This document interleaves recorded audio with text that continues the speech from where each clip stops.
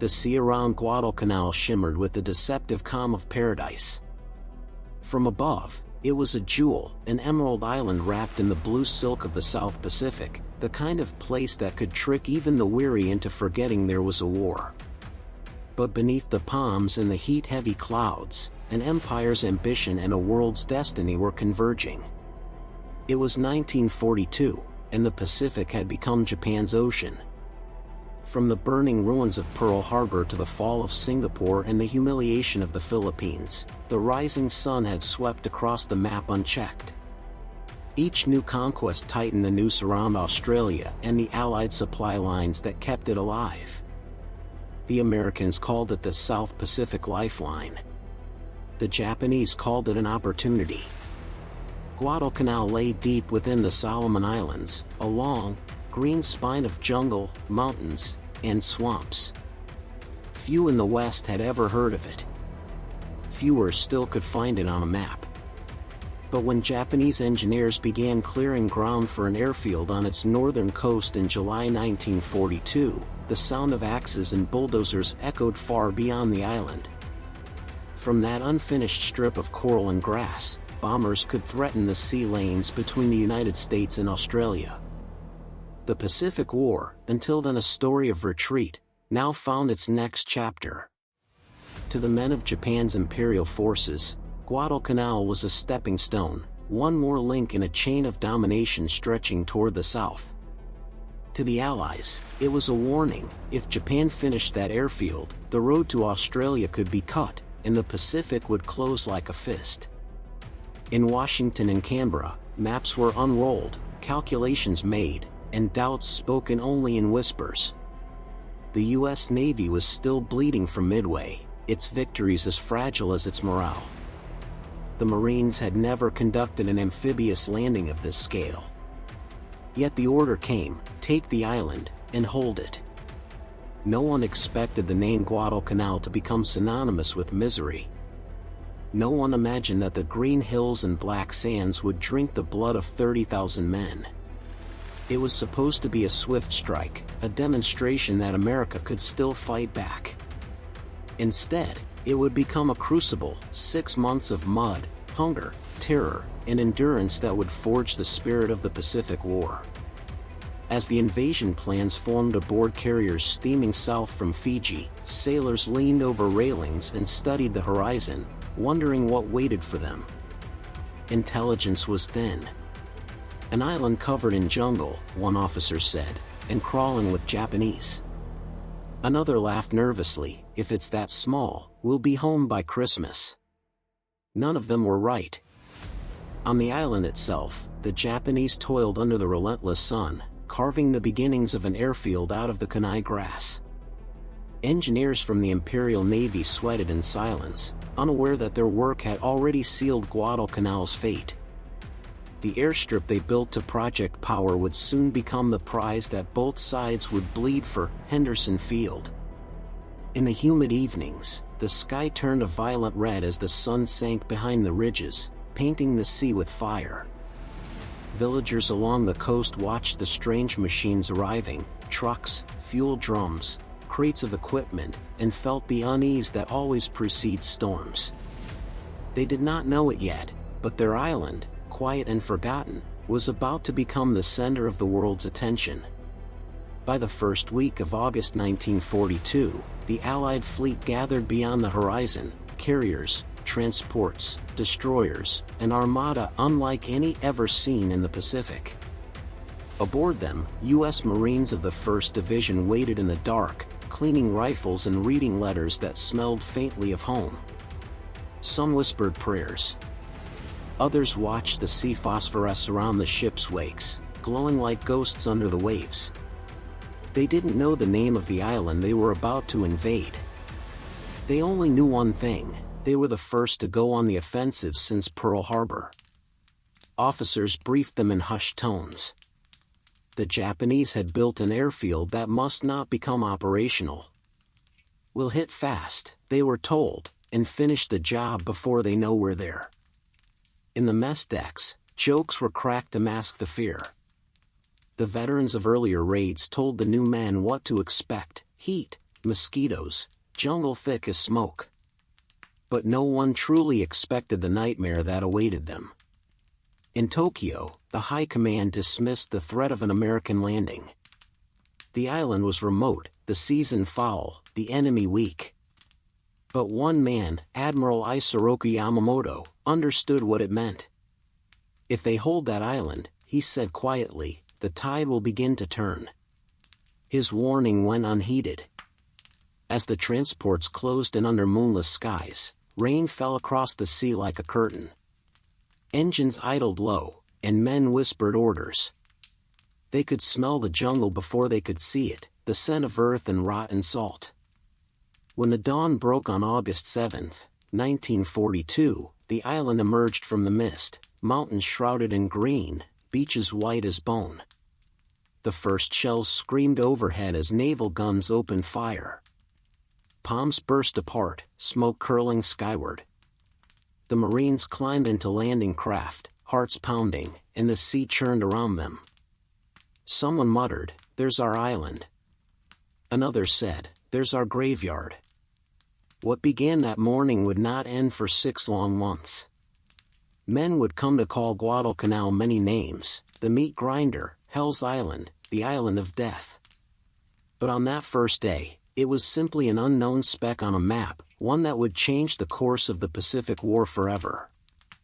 The dawn of August 7, 1942, came wrapped in mist and silence. The sea was calm, too calm, the kind of calm that hides something waiting.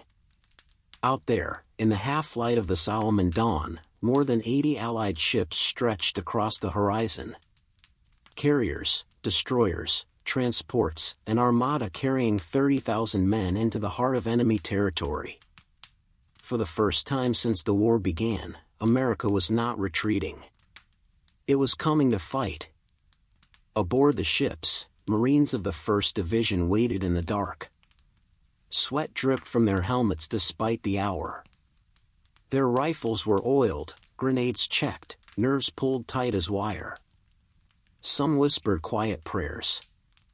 Others smoked and stared at the glow of the sea, a faint, green shimmer that looked almost peaceful. They had trained for this moment for months, but none of them truly knew what waited beyond the black line of jungle ahead. Then came the order, "Man the boats." Engines coughed to life. Landing craft hit the water one after another, forming lines across the gray waves. The sky began to blush with the first light of morning as naval guns opened fire. From the decks of the heavy cruisers, thunder rolled across the sea, a bombardment that tore apart palm trees, fuel drums, and the half-finished airstrip the Japanese had carved into the island. For the Marines, the moment was almost surreal. They were told to expect heavy fire, machine guns, mortars, snipers in the trees. But when their boots hit the black volcanic sand, there was nothing. No resistance. No gunfire. Only the rhythmic hiss of surf and the echo of distant explosions. The Japanese had vanished. Unknown to the Americans, the Japanese engineers who had been building the airfield had fled into the jungle hours earlier.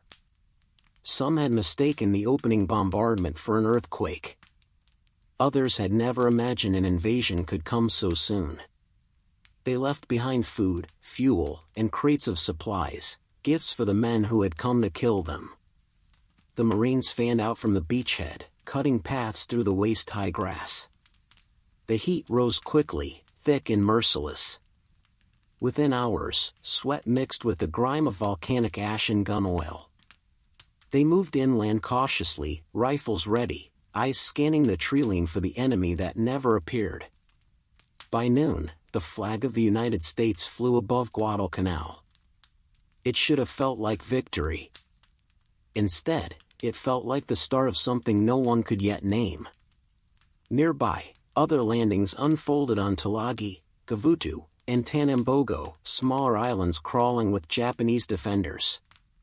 There, the fight was brutal and close.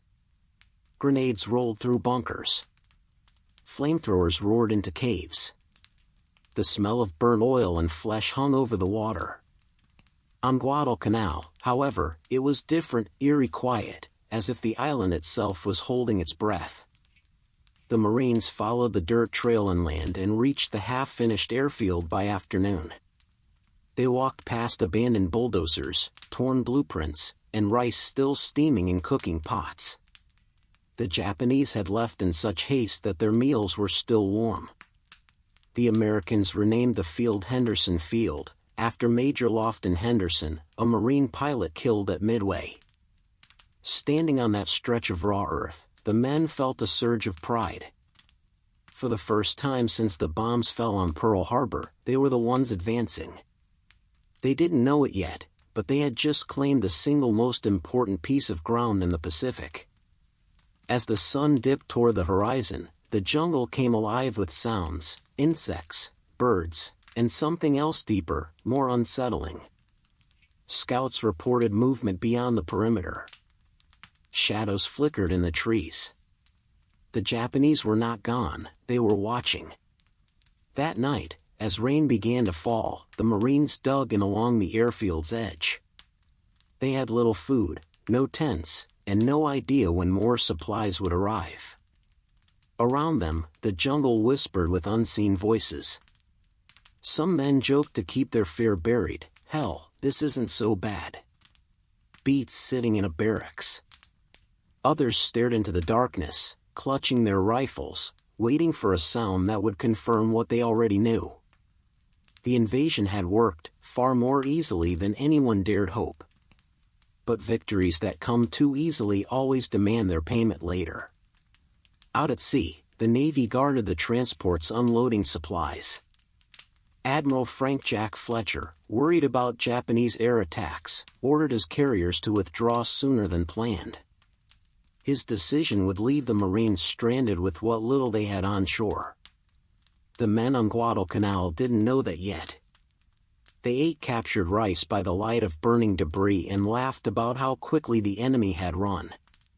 But beneath the laughter was unease.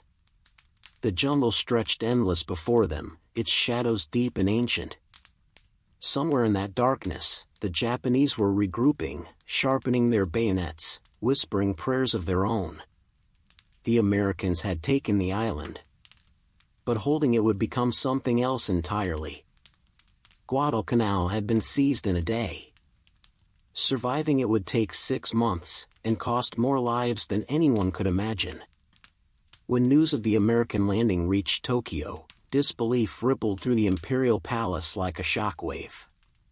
The military leaders, accustomed to victories across Southeast Asia and the Pacific, could not fathom the audacity. Guadalcanal, a small, remote speck of jungle, had been taken before they even knew it had been targeted. Admiral Isoroku Yamamoto paced in his office, the maps of the Solomon Islands spread across the table. His fingers traced the narrow channels and coral reefs, his mind racing. They moved faster than we expected, he muttered, more to himself than to anyone else. The speed of the assault stunned the Japanese command. They had underestimated not only American resolve but American ingenuity. Panic swept the corridors of power.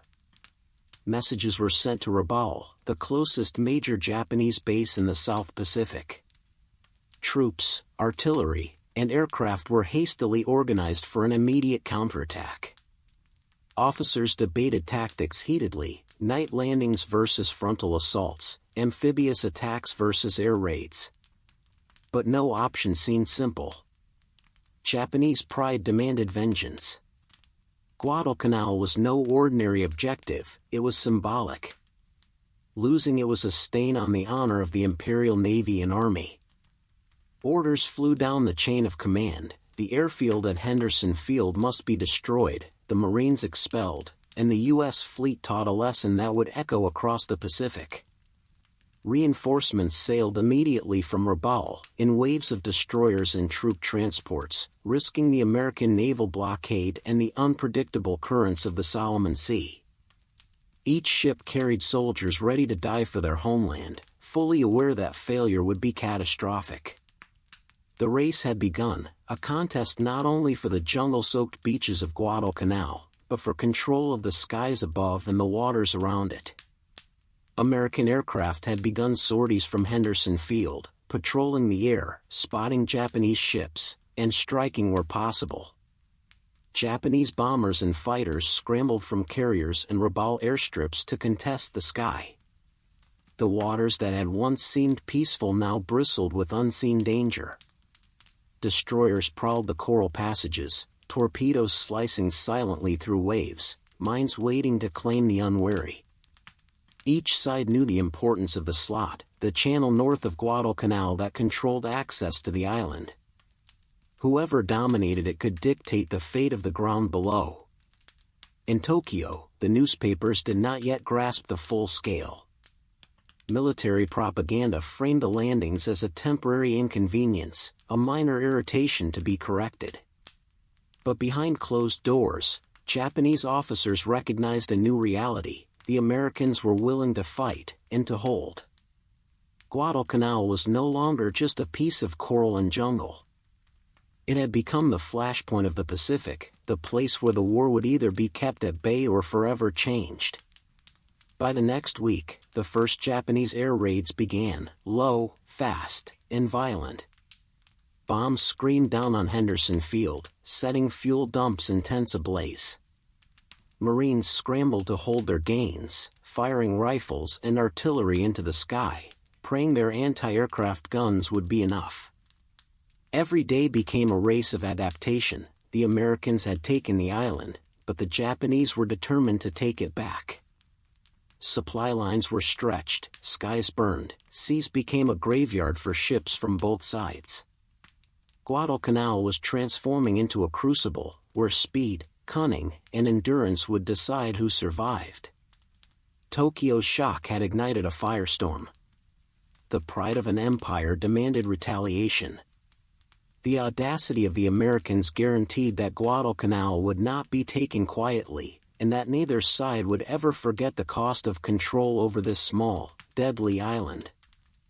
The night of August 9, 1942, fell over the waters surrounding Guadalcanal like a velvet curtain, but beneath its calm surface, death was already moving in silence.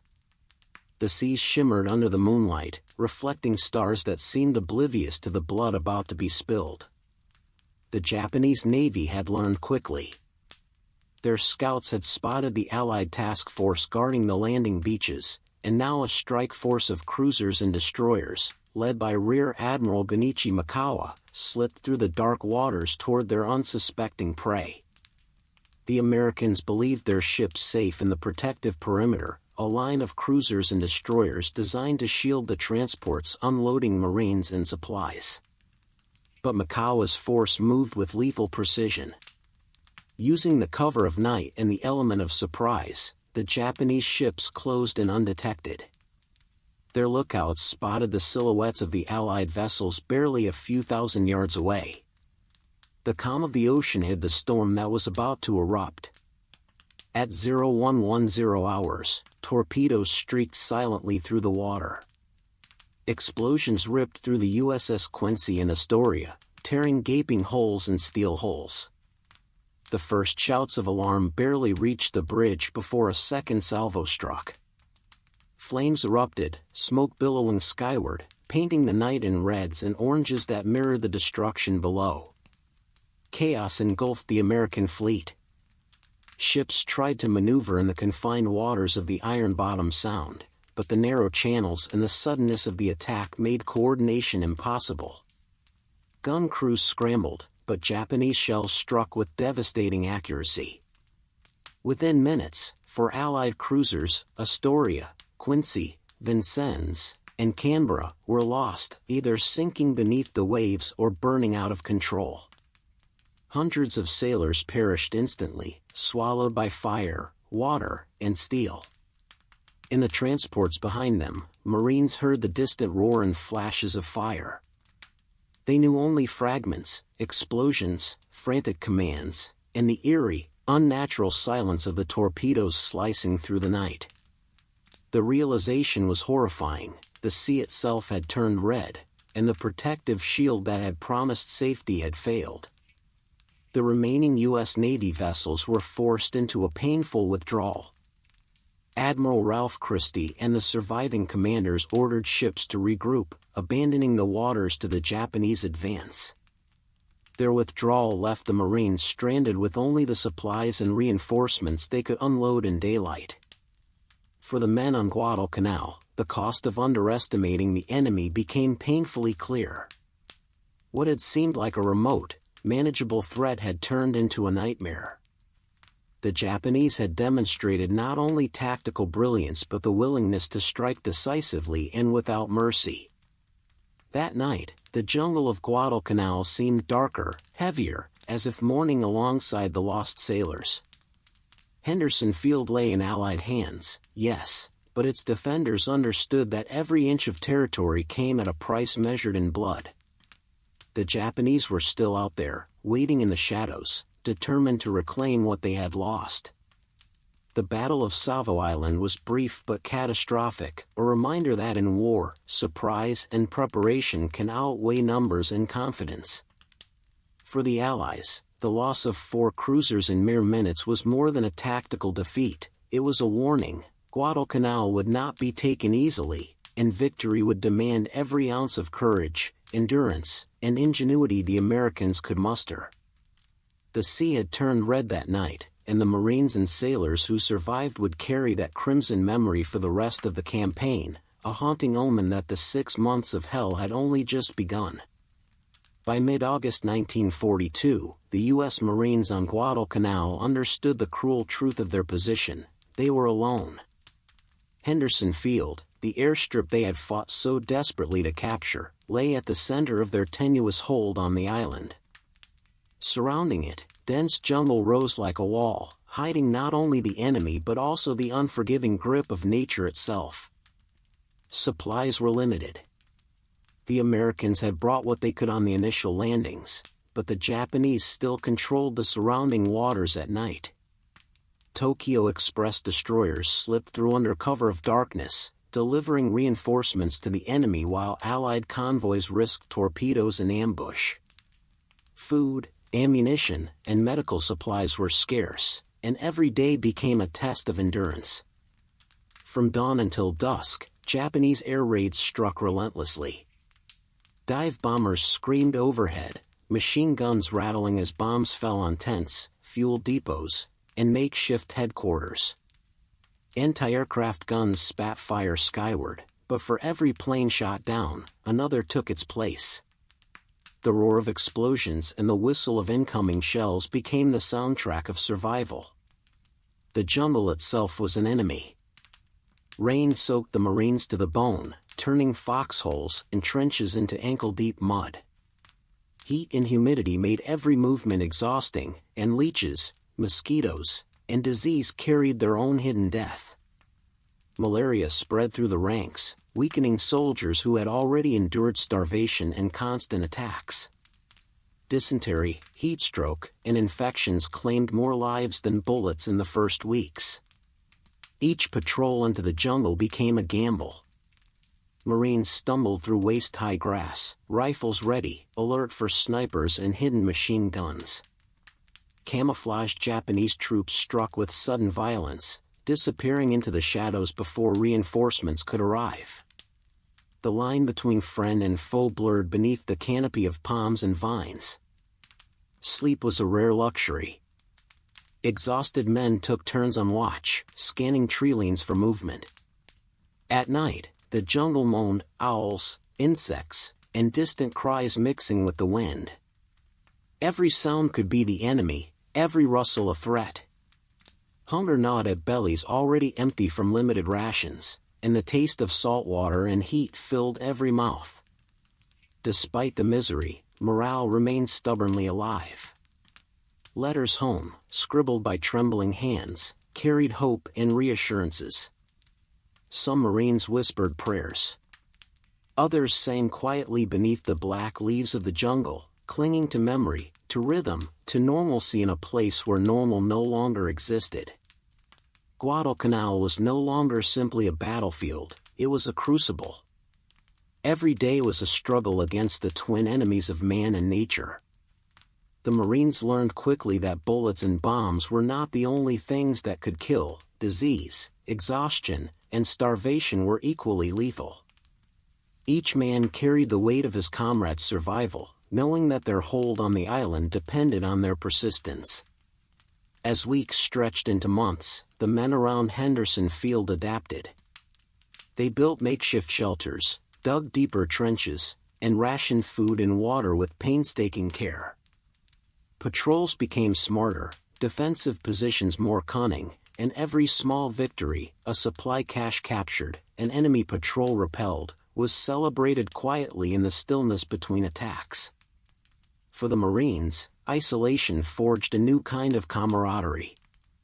They learned to trust instinct over orders, to improvise, and to endure what no training had prepared them for. Guadalcanal had become a test of willpower as much as strategy, a place where nature killed as surely as bullets, and where survival was an act of heroism in itself. By the end of those first harrowing weeks, it was clear the island would not yield easily, and the Marines would have to fight for every inch of ground, every breath, every day. The struggle to survive had begun, and the 6 months of hell that would define the Pacific War were only just starting. On the morning of August 21, 1942, the jungle seemed almost serene, as if the horrors of Guadalcanal were momentarily paused. But beneath the thick canopy, the Japanese were preparing a storm unlike any the Marines had yet faced. They had regrouped, determined to reclaim Henderson Field and punish the audacity of the Americans who dared to land on their island. Across the Tenero River, hundreds of Japanese soldiers massed, their bayonets glinting in the weak dawn light. The ground trembled with the synchronized beat of thousands of boots, the jungle alive with the energy of a force trained for death. Their orders were simple: break the Marines' lines, take the airfield, and show the invaders the price of intrusion.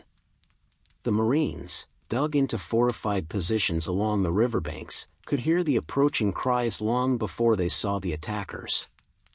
The eerie, high-pitched banzai battle cries pierced the humid air, a chorus of fanaticism and rage.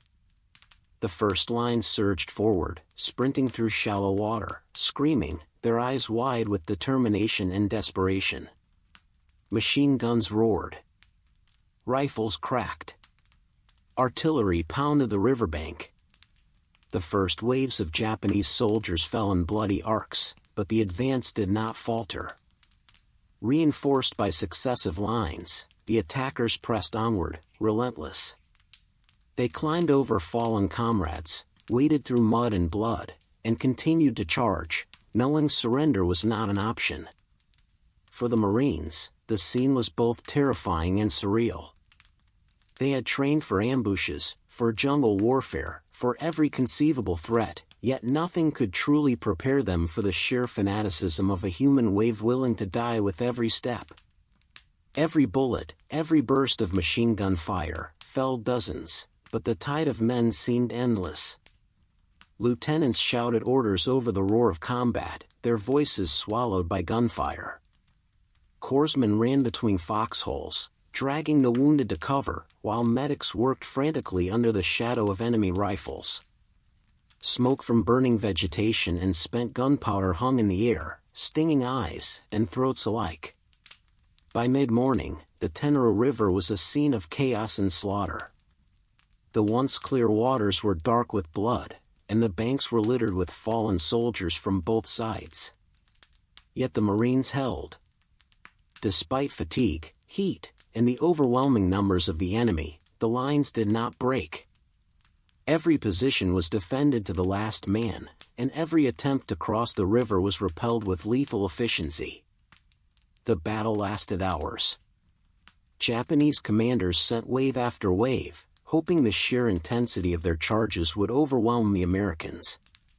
But the Marines' discipline, firepower, and unyielding resolve proved stronger than fanaticism alone. By the afternoon, the assault had been decisively repelled. For the Marines, the first banzai attack was a revelation. They had faced the disciplined, fanatical fury of the Japanese soldier and seen the limits of human endurance and loyalty. It was a lesson in brutality and determination, a clear warning that Guadalcanal would demand every ounce of courage and strength, and that survival would require not just skill, but sheer will. When the smoke cleared and the cries faded into the humid jungle, the Marines surveyed the riverbanks. Hundreds of bodies lay strewn across the Tenaru, a testament to the ferocity of the attack. Yet Henderson Field remained secure, held by men who had stared into the face of relentless death and refused to blink. The island had spoken its first warning, and the Americans understood. Guadalcanal would not surrender quietly.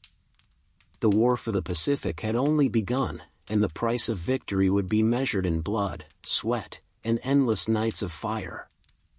As the sun rose over Henderson Field, the heat of the tropical morning settled over Guadalcanal like a heavy, humid blanket. But above the coral and jungle, a different kind of battle raged, one that would determine the fate of the Marines clinging to the island below. From the makeshift airstrip, a ragged but determined group of U.S. pilots scrambled to their planes. They were the fledgling defenders of Guadalcanal, soon to be immortalized as the Cactus Air Force.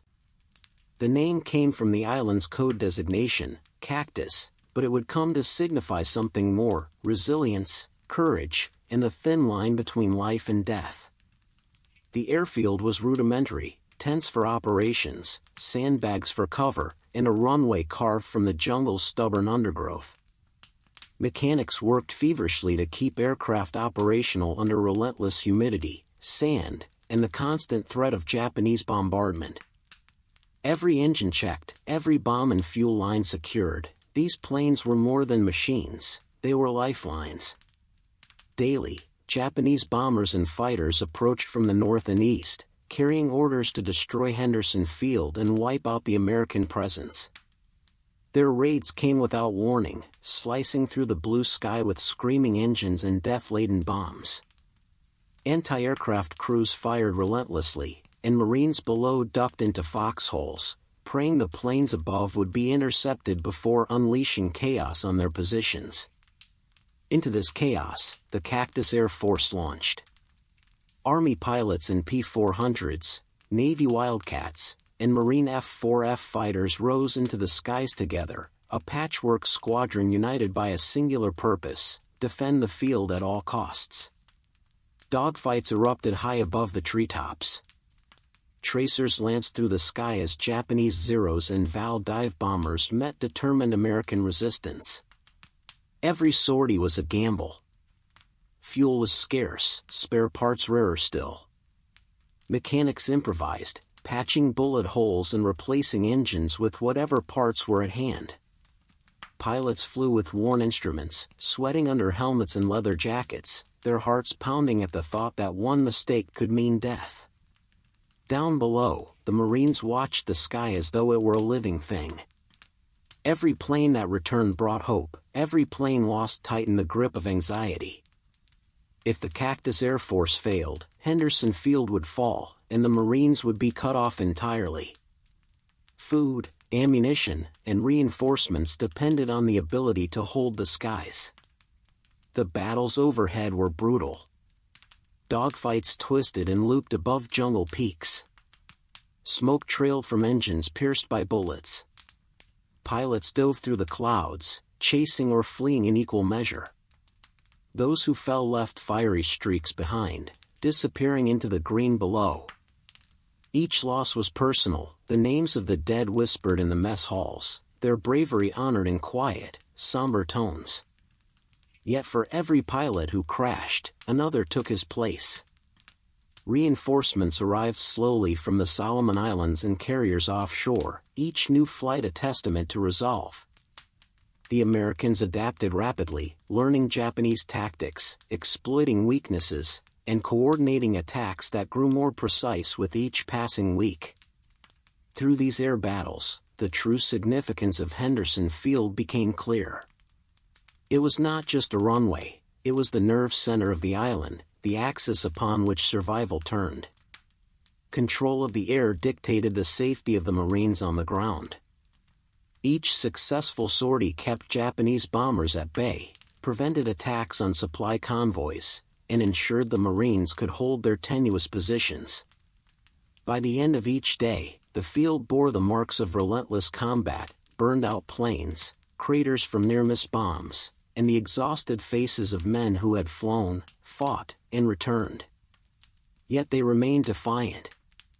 Their courage inspired the soldiers below, who knew that as long as the Cactus Air Force patrolled the skies, there was hope. Guadalcanal had become a battle fought on multiple fronts: the jungles, the rivers, the beaches, and now, most crucially, the sky itself.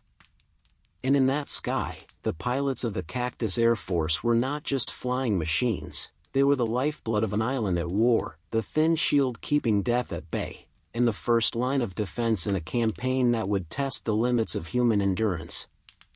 The waters north of Guadalcanal earned a name that would chill every sailor who spoke it: Iron Bottom Sound. By August 1942, the once pristine channels between the islands had become a watery grave, littered with the remains of cruisers, destroyers, and transports from both sides. Night fell like a shroud, and with it came the hidden battles. Japanese destroyers and cruisers, running the Tokyo Express, slipped through the darkness, attempting to reinforce their island garrison. Allied ships lay in wait, radar and lookouts straining to spot the shadowed hulls cutting silently through the waves. The calm surface of the sea betrayed nothing. Beneath it, torpedoes sliced unseen, and every encounter could end in catastrophe. When the fleets clashed, the violence was sudden and merciless. Guns roared across the night sky, tracer rounds streaking like fireflies as ships maneuvered desperately in confined waters. Destroyers rammed, cruisers fired broadsides at point-blank range, and in the darkness, it was almost impossible to tell friend from foe. Smoke, flames, and water mingled, turning the waves into a chaotic, boiling battlefield. Each clash left wreckage behind. The USS Quincy, Astoria, and Japanese destroyers alike found their final resting places under the sea. Rusted hulls, broken superstructures, and lost sailors sank together into the depths, claiming the waters as their own. It was a grim arithmetic of war: ships destroyed, men lost, supply lines threatened, and the battle for the Pacific sustained far from the shorelines of Guadalcanal. The sea became as much an enemy as the jungle or the Japanese themselves. Supply convoys that tried to reach Henderson Field faced ambush, torpedo attacks, and relentless airstrikes. Every loss made the Marines' existence on the island more precarious. Without supplies, food, ammunition, and reinforcements, the men clinging to the beaches and the airfield were at the mercy of the jungle and the enemy combined. Survivors of these naval battles spoke later of the eerie stillness between the explosions, the moments when the only sounds were the crackle of fires on burning decks, the groan of metal twisted by shells, and the muted cries of men overboard. Each wave carried remnants of the night's destruction, oil slicks floating like black veins across the water's surface. The name Iron Bottom Sound became official among the Allied sailors, a dark testament to the hundreds of vessels claimed by war in the surrounding waters. For the Japanese, it was also a graveyard, a reminder that audacity and courage alone could not overcome attrition and determination. By day, the channel appeared deceptively calm. Sunlight sparkled on the blue water, fish swam obliviously through wreckage, and clouds drifted overhead. By night, however, the Sound returned to its murderous routine: torpedoes, gunfire, and smoke, repeated in endless cycles. The struggle for Guadalcanal was no longer confined to the beaches and jungle. It had expanded to the sea itself, a war within a war. Whoever controlled Iron Bottom Sound controlled the lifeblood of the campaign: supplies, reinforcements, and the ability to sustain an island force far from home. For the men on Henderson Field, every day they looked to the horizon, knowing that above and below the waves, death prowled. And for the sailors in the ships threading the treacherous waters, every night was a gamble with fate. Iron Bottom Sound was both a literal grave and a symbol, a reminder that in Guadalcanal, no one survived untested, and no victory came without cost. The Pacific had claimed its tribute, and the island's waters were a silent witness to the 6 months of hell that were only just beginning. Guadalcanal was no longer simply an island, it had become a living nightmare, a jungle of ghosts where every step could be the last. The heat pressed down like a living weight, humid and relentless, carrying the stench of decay, sweat, and gunpowder. Corpses of men from both sides lay forgotten in the undergrowth, already softening in the relentless sun, their uniforms clinging to their bodies as the jungle claimed them. The Marines and soldiers who remained on the island found themselves battling enemies both seen and unseen. Malaria spread like a shadow, invisible but deadly. Every mosquito bite was a potential sentence, every puddle of stagnant water hid the next wave of sickness. Leeches clung to ankles and necks, small black bands that sucked life and patience in equal measure. Food was scarce, rations meager, and the supply lines constantly threatened by Japanese warships or planes. Hunger gnawed at the men as fiercely as bullets.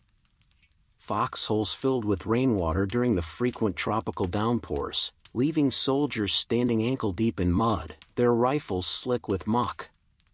Footpaths became rivers, trails became traps, and the jungle seemed to conspire with the enemy. Snipers lurked in the shadows, their rifles trained on any movement, blending seamlessly with the greenery. Ambushes struck without warning, a rustle in the leaves, a snap of a branch, and a burst of gunfire would take another man away. At night, the island transformed again. The jungle sounds, insects, frogs, and distant waves, became a chorus of tension, broken intermittently by the whispers of Japanese patrols or the distant crack of gunfire. Sleep was impossible, even the briefest rest carried the risk of being discovered. Some men spoke of hearing the voices of the dead in the wind, their own fatigue making reality and nightmare indistinguishable. The men became gaunt, their faces hollow, eyes bright yet haunted. Every step through the mud and over the blackened coral felt like an act of defiance against the island itself. Commanders struggled to maintain cohesion as exhaustion and disease thinned their ranks. Letters to loved ones, carefully folded and tucked into packs, often went unread or were lost. For many, the end of a day felt as distant and uncertain as victory itself. Guadalcanal tested endurance unlike any other battlefield. It was not only Japanese bullets that could kill, nor bombs that could destroy, it was the jungle, the sickness, the constant exposure, the relentless heat and cold, the scarcity of food and clean water. Every day demanded vigilance, resourcefulness, and a will that refused to break. In those 6 months, the island claimed thousands not just with weapons, but with attrition. Men became shadows of themselves, learning quickly that survival depended as much on cunning and caution as on courage. Guadalcanal had become less a place than a trial by fire, mud, and blood, a jungle of ghosts that neither the living nor the dead could leave behind. For the Marines and soldiers, the lesson was unrelenting. Victory on Guadalcanal would be earned inch by inch, day by day, against the enemy, the elements, and the island itself. The night of October 24, 1942, descended over Guadalcanal with a suffocating weight. Darkness cloaked the island, hiding the jagged outlines of the jungle, the black sands of the beaches, and, most importantly, Henderson Field, the strategic heart of the campaign.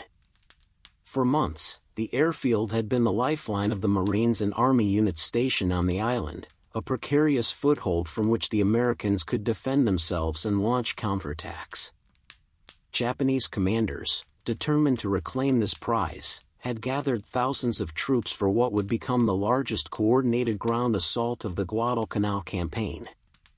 They moved silently through the humid night, using the jungle to mask their approach. Every soldier understood the stakes. Failure was not only personal death but the loss of the island and a potential shift in the Pacific War. At the same time, the Marines were on high alert. Patrols had detected unusual movement in the underbrush, and machine gun nests and sniper positions were reinforced. Engineers and infantry laid barbed wire and prepared sandbagged positions, knowing that the night would bring an enemy unlike any before, one trained to die for every foot of ground. As the Japanese advanced, the first volleys of fire tore through the dark. Rifles cracked, machine guns stuttered, and grenades hissed into foxholes. The Marines held their positions, firing steadily into the impenetrable black, using tracer rounds to gauge the enemy's approach. The jungle seemed alive with sound, the clash of bodies, the screams of the wounded, the barked orders of officers trying to maintain coherence amidst chaos. Wave after wave came, relentlessly. The Japanese soldiers charged with the ferocity of desperation, their bayonets aimed at anyone in their path. Hand-to-hand combat erupted in pockets across the line, knives, rifles, and fists met in brutal struggle. Marines fought from trenches and behind fallen logs, counterattacking wherever possible. Smoke from burning brush and spent ammunition filled the air, obscuring friend from foe, making each decision a gamble with life itself. Through the night, casualties mounted. Bodies piled along the defensive lines, cries of pain and rage echoed through the humid darkness. Yet the Americans held. Each position, no matter how threatened, became a bulwark against the advancing tide. Communications were frayed, radios malfunctioned, and commanders improvised orders with hand signals and runners darting through the blood-soaked mud. By the first light of October 25th, the jungle that had concealed the Japanese advance revealed the aftermath of a terrible struggle. Thousands of soldiers from both sides lay motionless among the trampled palms and shattered fortifications. Henderson Field itself was scarred but intact. The largest Japanese ground assault had failed, their last major push to retake the airfield was broken. For the Marines, it was a victory paid in agony. The ground beneath their feet was a carpet of bodies and spent ammunition, the air still thick with the coppery tang of blood. The cries of the wounded had long since faded into the jungle, leaving a profound silence that felt almost unnatural.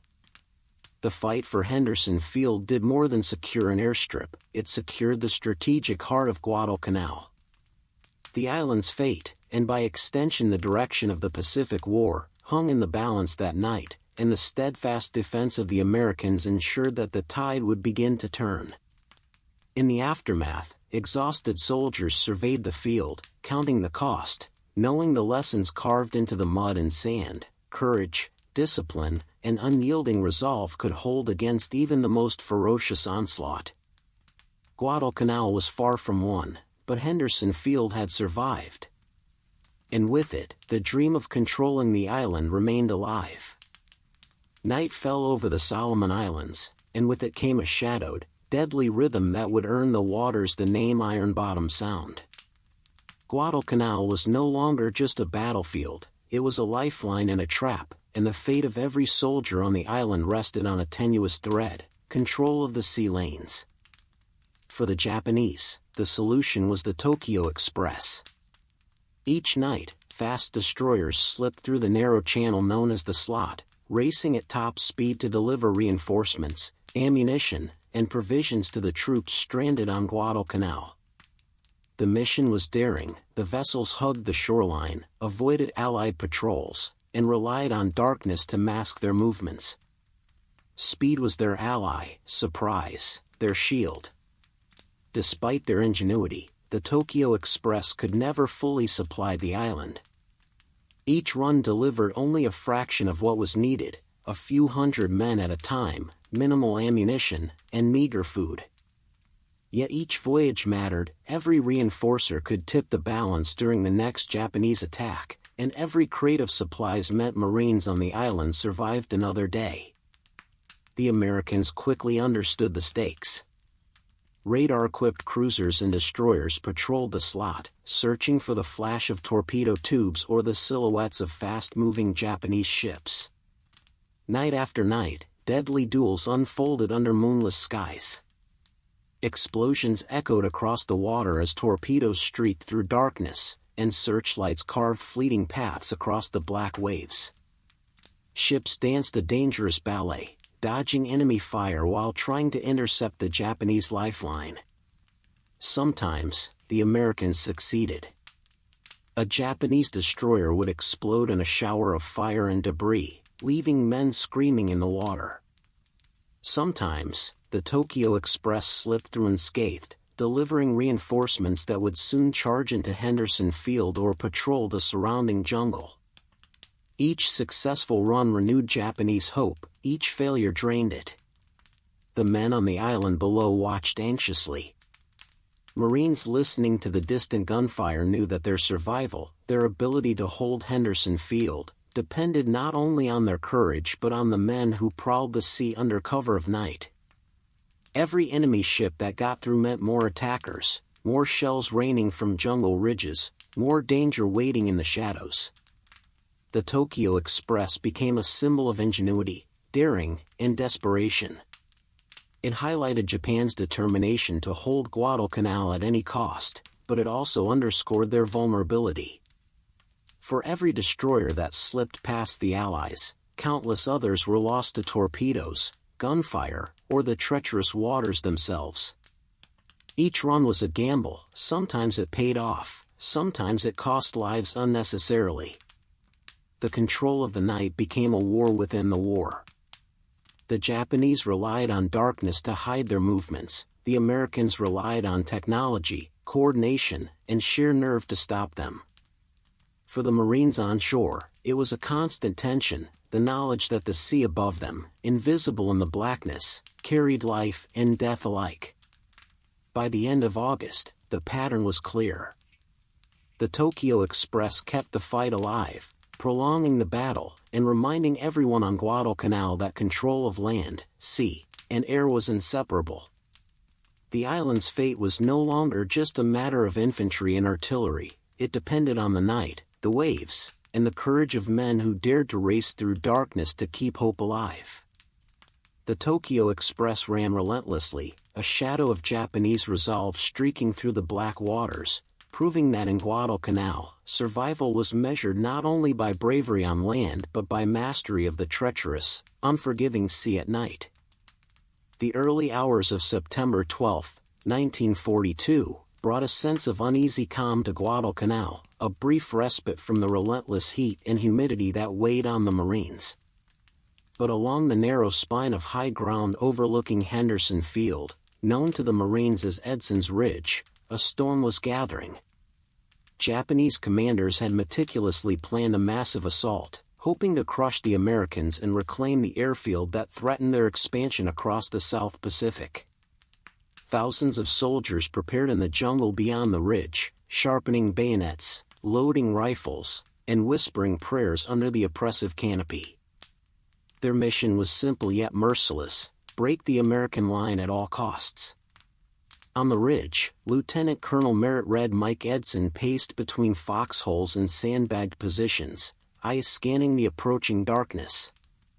His Marine raiders and paratroopers were battle-worn but resolute.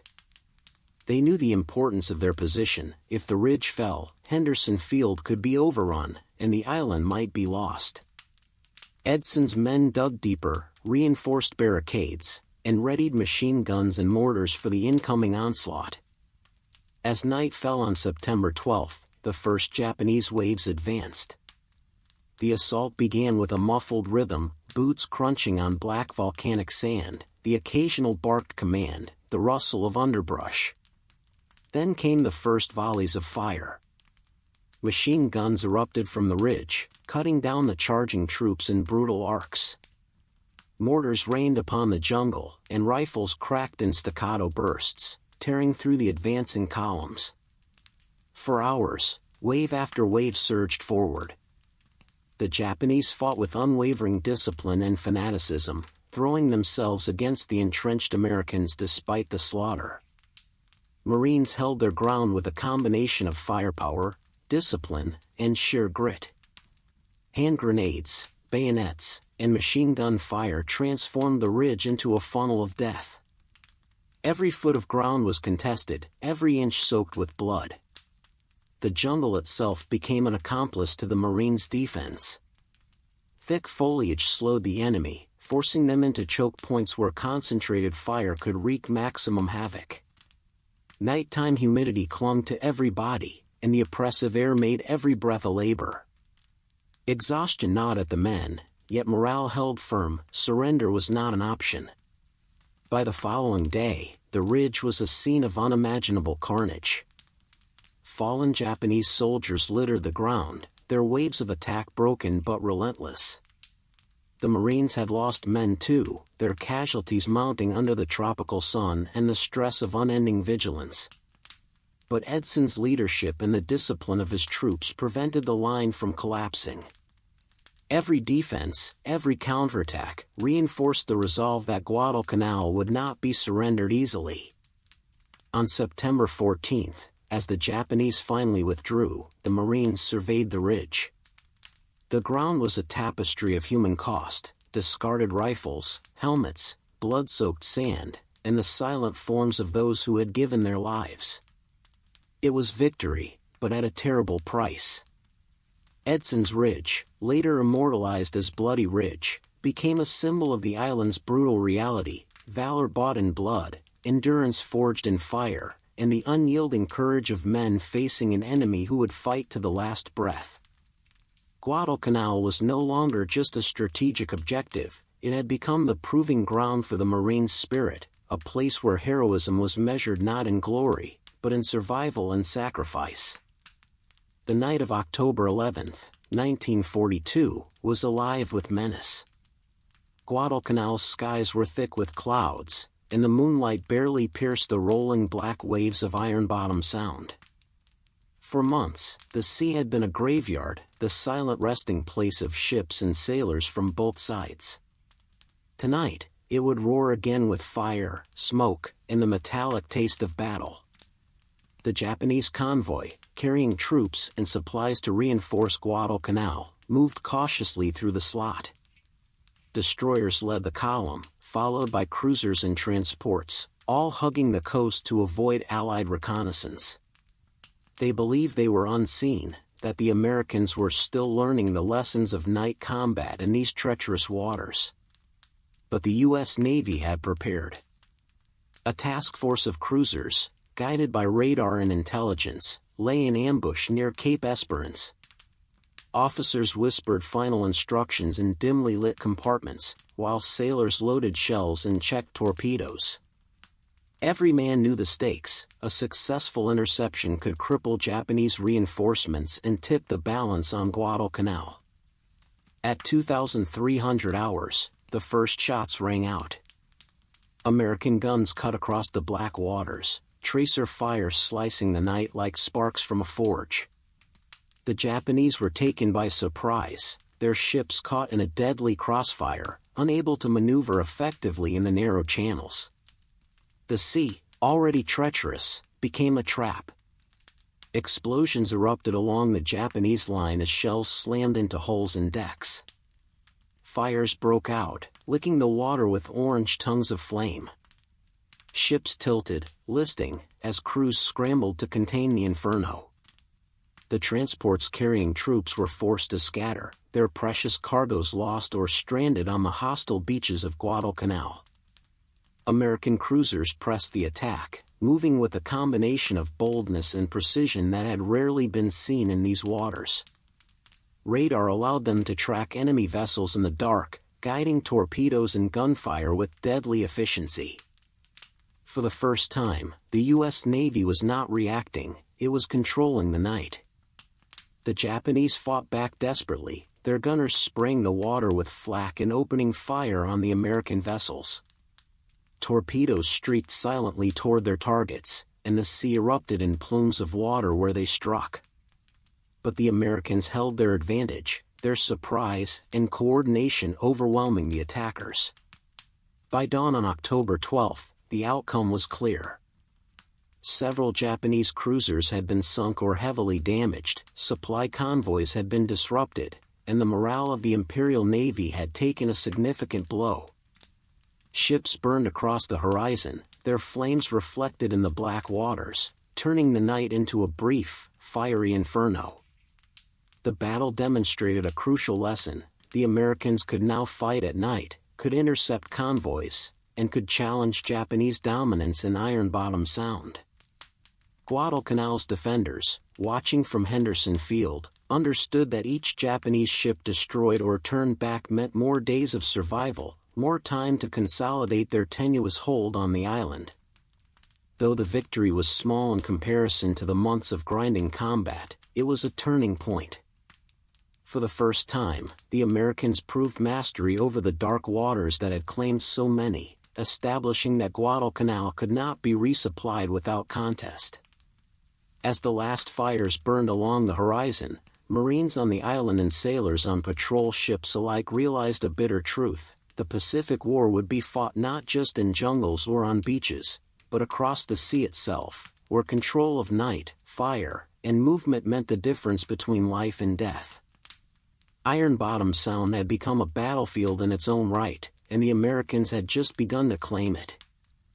By late September 1942, Guadalcanal had revealed a new enemy beyond the Japanese: hunger itself. The initial adrenaline of the landings and early engagements had faded, leaving Marines and soldiers staring down a grueling reality. Supplies were few, rations dwindling, and every day brought the relentless reminder that survival depended on more than courage. The Americans scavenged what they could. Cans of preserved meat and biscuits had been unloaded in the first days, but these were quickly consumed.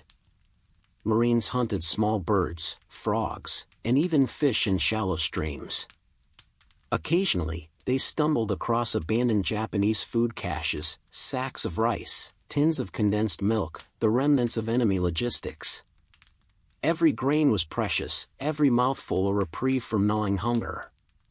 The Japanese, meanwhile, fared no better. Cut off from their supply lines by Allied naval interdiction and constant air patrols, soldiers resorted to the jungle itself. They dug for roots, boiled palm leaves, and caught insects when desperation outweighed dignity. Malnutrition gnawed at their strength, and morale wavered as the impossible march of reinforcements was repeatedly delayed or destroyed. Disease spread silently and invisibly, as lethal as any bullet. Malaria, carried by the ubiquitous mosquitoes, struck men down without warning. Dysentery and heat exhaustion claimed hundreds more, leaving others too weak to move or fight. In the oppressive humidity, wounds festered, and infection became an unseen executioner. The jungle was no passive backdrop, it was a predator, swallowing men inch by inch. Foxholes filled with mud after heavy tropical rains, while streams overflowed and turned camp areas into quagmires. Soldiers slept sitting upright or under flimsy shelters, trying to conserve energy, their bodies slowly wasting away. The constant search for water became a mission of survival. Every ration, every drop of clean water, became a lifeline to cling to. Yet even amid this desperation, discipline remained. Officers and non-commissioned leaders rationed supplies, organized patrols, and enforced sanitation as best they could. Small victories, capturing a Japanese food cache, finding a freshwater spring, repairing a damaged supply line, became reasons for celebration. Each day lived was itself a triumph. The jungle had turned Guadalcanal into a crucible. Battles were no longer just fought with rifles and machine guns, they were fought with endurance, cunning, and the will to survive. Every step through the mud, every meal scavenged or shared, every mosquito bite endured became a measure of tenacity. By the end of those early months, it was clear, victory would not be won solely by firepower. It would require grit, ingenuity, and the patience to endure a slow, suffocating enemy that moved silently through the trees, air, and water. Both sides learned the same harsh truth: in Guadalcanal, nature could kill as effectively as any army, and the hunger it brought would be the shadow under which all battles were fought. the Pacific at night was deceptively calm. The waves glimmered under a pale moon, undisturbed except for the occasional ripple of a patrol craft cutting through the water. But beneath the surface, a silent war was already underway, a battle invisible to most, fought not on beaches, not in the jungles of Guadalcanal, but in the cold, shadowed depths of the ocean. For months, the Japanese had been sending reinforcements, supplies, and ammunition to their embattled troops on Guadalcanal. Destroyers and transport ships navigated the narrow channels of the Solomon Islands, racing along the notorious slot, a treacherous sea lane exposed to both the elements and enemy intervention.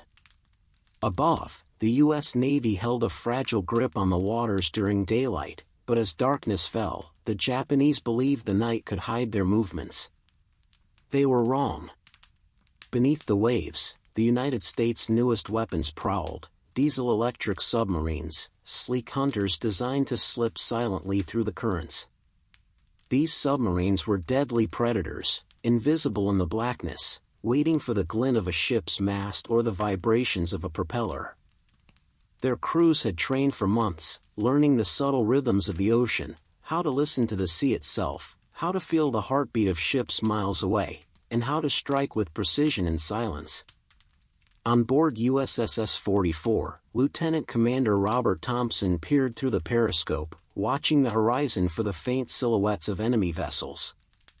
His hands, roughened by months at sea, were steady as he adjusted the lens, noting the lights of the Japanese convoy reflecting faintly on the water.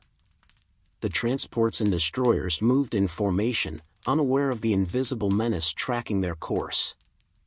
Every pulse of the sonar, every vibration of the hull beneath him, carried the weight of potential destruction.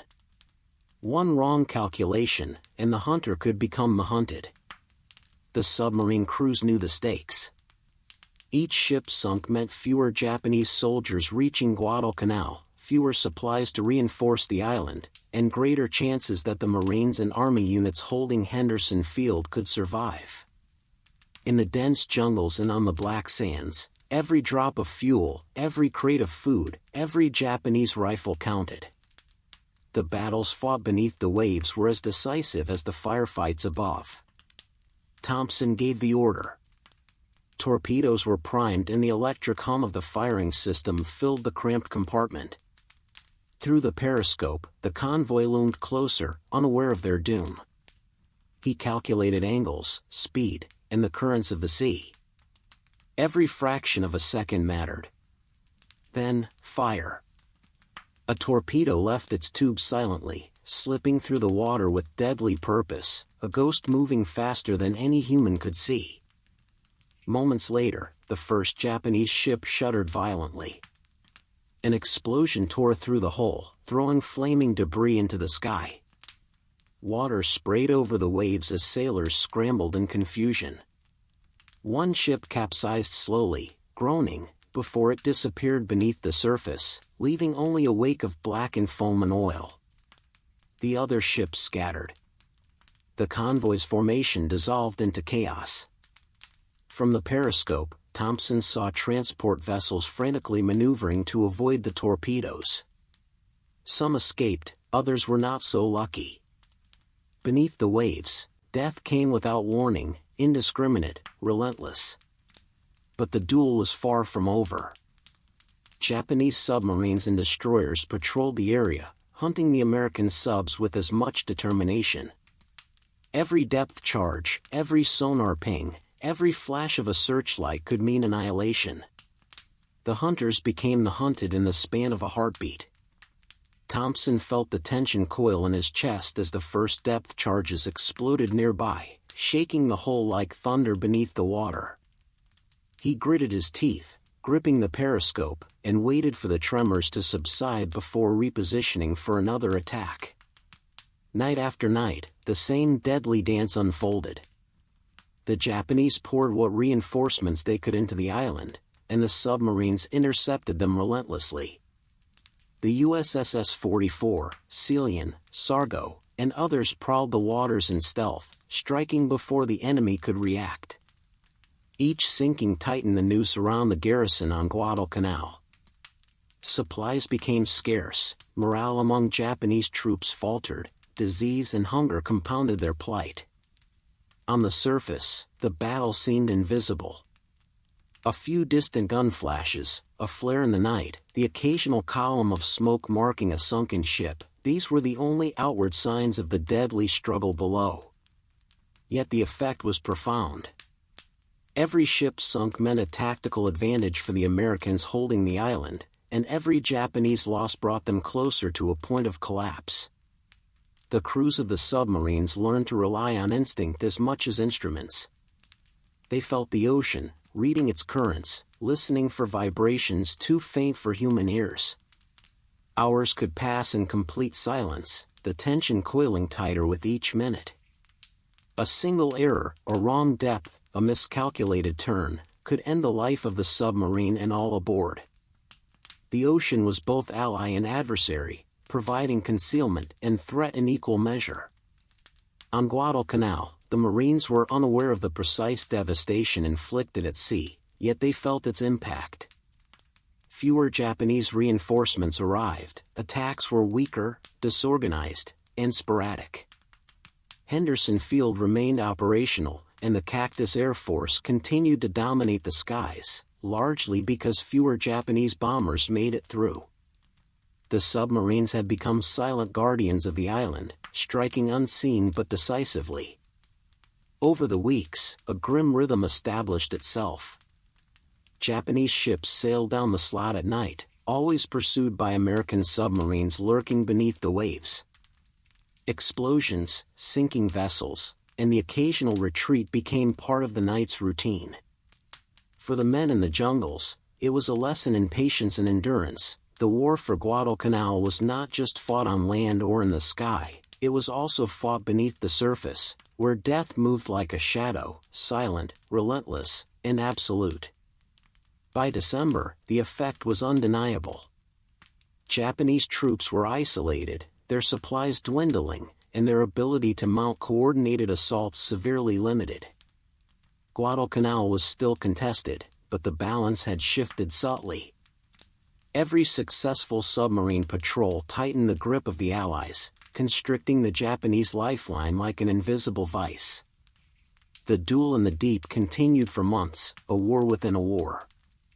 There were no parades for sunken ships, no medals for stealthy torpedo attacks, no public recognition, only the slow, unyielding attrition that would eventually decide the campaign. Yet for the men aboard the submarines, every strike was proof that even in silence, courage and precision could tip the scales. When Guadalcanal was finally secured in February 1943, much of the credit went to the Marines and the Cactus Air Force. But the silent submarines beneath the waves had played an equally vital role, turning night into a weapon and the ocean into a theater of decisive combat. Iron and water had become allies of the island's defenders, striking terror into those who thought they could resupply the Japanese garrison. In the end, Guadalcanal was a testament to human endurance, ingenuity, and the deadly elegance of unseen warfare. The submarines had proven that in a conflict measured in fire, blood, and sweat, silence could be just as lethal as cannon, and patience as deadly as valor. The war beneath the waves had claimed its toll, and its unseen victories became the backbone of the Allied campaign in the Pacific, proof that sometimes, the most decisive battles are fought in the depths, away from the eyes of history, yet shaping it all the same. The morning of October 26, 1942, began quietly over the Pacific, but the calm was a fragile mask over a gathering storm. Northeast of Guadalcanal, the blue expanse of sea and sky became the stage for a confrontation that would test the skill, courage, and endurance of the men aboard the carriers and in the cockpits above. On the American side, USS Enterprise and USS Hornet carried aircraft, pilots, and crews who had grown accustomed to the relentless pace of war. Their mission was to strike Japanese forces attempting to reinforce Guadalcanal and to protect Henderson Field, the lifeline of the Marines onshore. Each plane carried not only bombs and fuel but the weight of strategy and survival. The Japanese, determined to reverse their losses at Guadalcanal, scrambled their elite pilots. From carriers positioned north of the island, aircraft launched with precise timing, their pilots trained in coordinated strikes, dive bombing, and fighter cover. These were seasoned veterans, men who had already proved themselves over the Solomons and Midway, and they approached the confrontation with the confidence of experience. The first wave of aircraft met above the clouds, where sunlight reflected off the wings like scattered fire. Dive bombers screamed toward the carriers, bombs clutched beneath their fuselages, while Wildcats and F-4FS wheeled in defense, trying to intercept the incoming formations. The sky erupted into chaos, tracer fire crisscrossed the clouds, smoke trailed from damaged planes, and anti-aircraft guns on the decks below roared like thunder. From the bridge of the Hornet, Captain Mark Mitcher barked orders. Fighters scrambled, deck crews worked feverishly to launch planes while simultaneously trying to fight fires and repair damage from previous raids. The ship pitched and rolled with the waves, adding a layer of peril to every action. Each second mattered, hesitation could mean destruction. Bombs found their targets quickly. The Japanese Zeros dove at the Hornet, tearing through defensive fighters with precise agility. Explosions rocked the flight deck, flames lit across fuel stores, and sailors and aviators scrambled to contain the damage. Despite heroic efforts, a catastrophic hit struck the Hornet. Fire spread rapidly across the deck, and the ship, once a bastion of American power, began to list dangerously.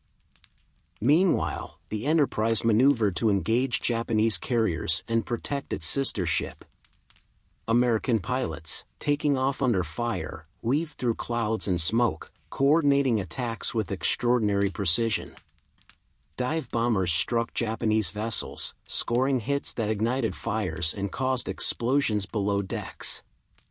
For the Japanese, losses were immediate and severe, several aircraft were destroyed, and veteran pilots perished, leaving gaps that could not be filled in the short term. The battle raged for hours. Waves of aircraft from both sides clashed in the sky, turning clouds into a chaotic blur of propellers, tracers, and smoke. Torpedoes streaked beneath the water, narrowly missing ships as gunners struggled to adjust for the rolling decks and shifting currents. Damage reports flowed in continuously, and every decision by captains, pilots, and gunners could tilt the balance of this fleeting, violent encounter. By nightfall, the toll was clear. The USS Hornet was lost, a devastating blow to the U.S. Navy and a sobering reminder of the cost of the Pacific War. But the Japanese, too, suffered irrecoverable losses. Veteran pilots, experienced in every nuance of Pacific combat, had been killed or grounded, and their carriers had been damaged enough to limit future operations. The price for both sides was high, but the Americans had proven resilience, coordination, and the ability to sustain offensive operations despite setbacks. For the Marines on Guadalcanal, the outcome was immediately tangible. Japanese air raids on Henderson Field slowed, fewer planes arrived, and those that did were less experienced, less coordinated. The supply lines from the sea remained contested but not broken. Every Japanese loss in the sky tightened the advantage for the Allies on the ground. The Battle of the Santa Cruz Islands was not decisive in the traditional sense. The Americans had lost a carrier, but strategically, it signaled a subtle yet important shift in the Pacific. Japanese resources were finite, their elite airmen irreplaceable, and the relentless pressure from American forces began to show results. The tide, once thought unstoppable, was beginning to turn. As the sun dipped below the horizon, smoke still rose from both fleets. Ships limped through the waters, sailors exhausted, pilots nursing broken planes back to carriers or crash landing in the sea. The Pacific sky, once tranquil and open, had become a canvas of fire, courage, and loss. In the end, Guadalcanal remained in American hands, and Henderson Field continued to operate. The battle in the clouds had exacted a heavy price, but it also demonstrated the growing strength, coordination, and resilience of the U.S. Navy. The Japanese could attack, but the Americans were learning, adapting, and beginning to control the rhythm of the war in the Pacific, in the sky, on the sea, and ultimately, on the islands themselves. The Battle of the Santa Cruz Islands would be remembered not for the ships lost, but for the subtle turning of the tide, a moment when the Pacific's vast expanse, once dominated by the rising sun, began to yield to the relentless push of an industrial, strategic, and determined adversary. Guadalcanal, still smoldering and alive, had survived another night, its skies and waters proving that the Pacific War was far from over, but for the first time, hope and dominance were not entirely out of reach. The slot, a narrow stretch of ocean north of Guadalcanal, had become a battlefield in its own right, a place where steel, fire, and darkness collided in a deadly ballet. By late 1942, both Japanese and American forces understood that whoever controlled this watery corridor controlled the fate of Guadalcanal itself. Supplies, reinforcements, and the ability to sustain troops on the island depended entirely on mastery of the slot. Night after night, Japanese destroyers and cruisers moved under cover of darkness, racing to deliver soldiers, ammunition, and food to their embattled garrison. The Tokyo Express, as the Americans called these runs, relied on speed, stealth, and surprise. Every ship was a gamble. One torpedo or ambush could send it to the bottom, drowning men in the cold black water. The Americans did not let them pass easily. Patrols of cruisers, destroyers, and submarines prowled the slot, waiting for signs of movement. Radar operators strained their eyes and ears, while sonar pings cut through the darkness in a silent symphony of detection.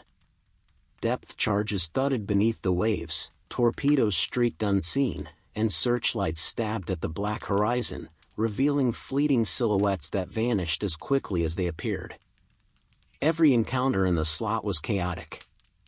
Ships maneuvered in tight quarters, guns firing into smoke and shadows, sailors leaping from decks as explosions tore through hulls. The water became a graveyard, burning oil slicks reflected the flashes of cannon fire, bodies floated in the waves, and the cries of men echoed eerily over the black expanse. The Japanese often pushed forward despite losses, determined to reinforce Guadalcanal. The Americans pushed back with equal ferocity, knowing that every ship sunk brought the Marines on the island a day closer to survival. The corridor was not forgiving. Navigation through the narrow channel was treacherous, particularly at night. Shoals, reefs, and hidden currents conspired with the enemy. Every maneuver had to be precise, every decision potentially fatal. Ships collided, struck reefs, or were caught in crossfire from aircraft overhead. The jungle-clad islands to either side of the slot loomed like sentinels, their silhouettes hiding snipers and artillery emplacements, ready to punish any ship straying too close to shore. Sailors on both sides soon began to whisper about the slot as if it were alive, a predator that demanded respect. They said that light never shines here, and mercy never comes. In those waters, the ocean itself seemed complicit in the slaughter, claiming men and metal alike. Nightly skirmishes left ships burning, sailors adrift, and supply convoys incomplete. The rhythm of battle had become as relentless as the tides. For the men on Guadalcanal, the consequences were immediate and tangible. Food shortages and delayed reinforcements meant every ration was precious, every cartridge counted. The Marines, exhausted from continuous combat and disease, knew that survival depended on these nightly battles. The control of the slot was not an abstract military objective, it was the difference between life and death, between holding Henderson Field and being overrun. Over time, the Americans learned to exploit the patterns of the Tokyo Express, setting ambushes with coordinated fleets and submarine patrols. Each Japanese ship sunk tightened the noose around their island garrison. At the same time, the Japanese adapted, using night cover, deceptive maneuvers, and calculated speed to maximize their deliveries. The struggle was a brutal, silent war, fought in the shadows where traditional tactics were often irrelevant. Casualties were heavy, and the cost of failure immediate. Entire crews were lost, ships burned or sunk, and supplies never reached the troops waiting ashore. The slot became a nightly testament to the intensity of the Pacific War, a place where technology, courage, and cunning collided in darkness, and where the tiniest miscalculation could be fatal. By the end of each encounter, the sea returned to an uneasy calm. Smoke curled from burning hulls, oil slicks drifted across the black water, and survivors clung to life in lifeboats or debris. Yet the slot never forgot. It would be ready again the next night, demanding vigilance, skill, and endurance from all who entered its waters. In the end, control of the slot dictated the pulse of Guadalcanal. Every supply run that succeeded, every ambush that intercepted enemy ships, shaped the course of the campaign. The jungle, the sky, and the land might have been the stage, but it was the slot, narrow, dark, and merciless, that often decided who would live and who would die. Guadalcanal's battle was no longer confined to its beaches or its ridges. It extended into the water itself, a continuous, deadly struggle where night fell as an enemy, and only the brave, the skilled, and the persistent could hope to survive. The slot was unforgiving, and the war beneath its waves became as critical as any fight on the island, a duel in the deep that determined the outcome of a 6-month hell. The nights of November 12 to 15, 1942, were among the darkest and most violent the Pacific had ever witnessed. Guadalcanal, already soaked in blood and sweat, became the epicenter of a naval maelstrom that would decide the fate of the island and, by extension, the course of the Pacific War. The Japanese were determined.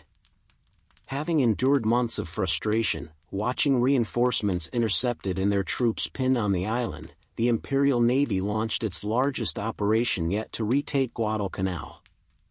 Battleships, cruisers, destroyers, and hundreds of aircraft moved in coordination from bases across the Solomon Chain.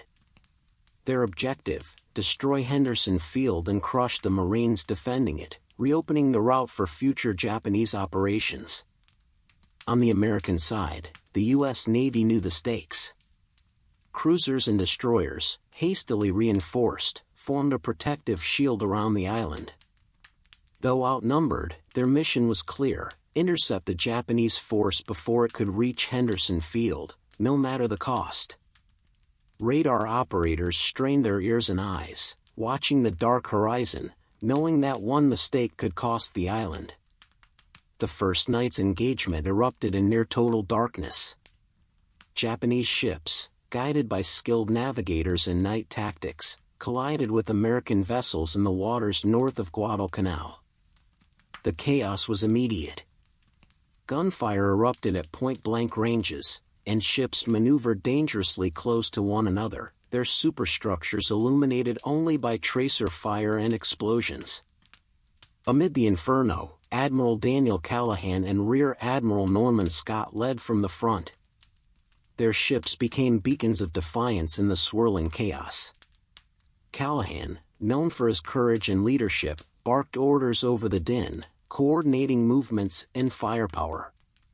But even the most disciplined crews were tested to their limits. Shells slammed into decks, torpedoes streaked beneath the waves, and fires broke out across the line. The Japanese battleships Hai and Kurashima, massive and imposing, targeted American positions with relentless precision. Despite repeated hits from American guns and torpedoes, their armor held, at least for the first hours of battle. American destroyers and cruisers struck back with torpedoes and concentrated gunfire, exploiting every small error the Japanese commanders made. The waters boiled with fire and debris, and the horizon glowed orange from explosions lighting the smoke-filled sky. Leadership came at a cost. Both Callahan and Scott were killed in the maelstrom, leading from the bridge as their ships became targets. Their deaths sent shockwaves through the fleet, yet the remaining officers and crews held their lines, continuing the fight with grim determination. Morale was tested not only by the enemy, but by the knowledge that even the bravest could fall at any moment. Over 3 nights, the engagement became a ballet of chaos and courage.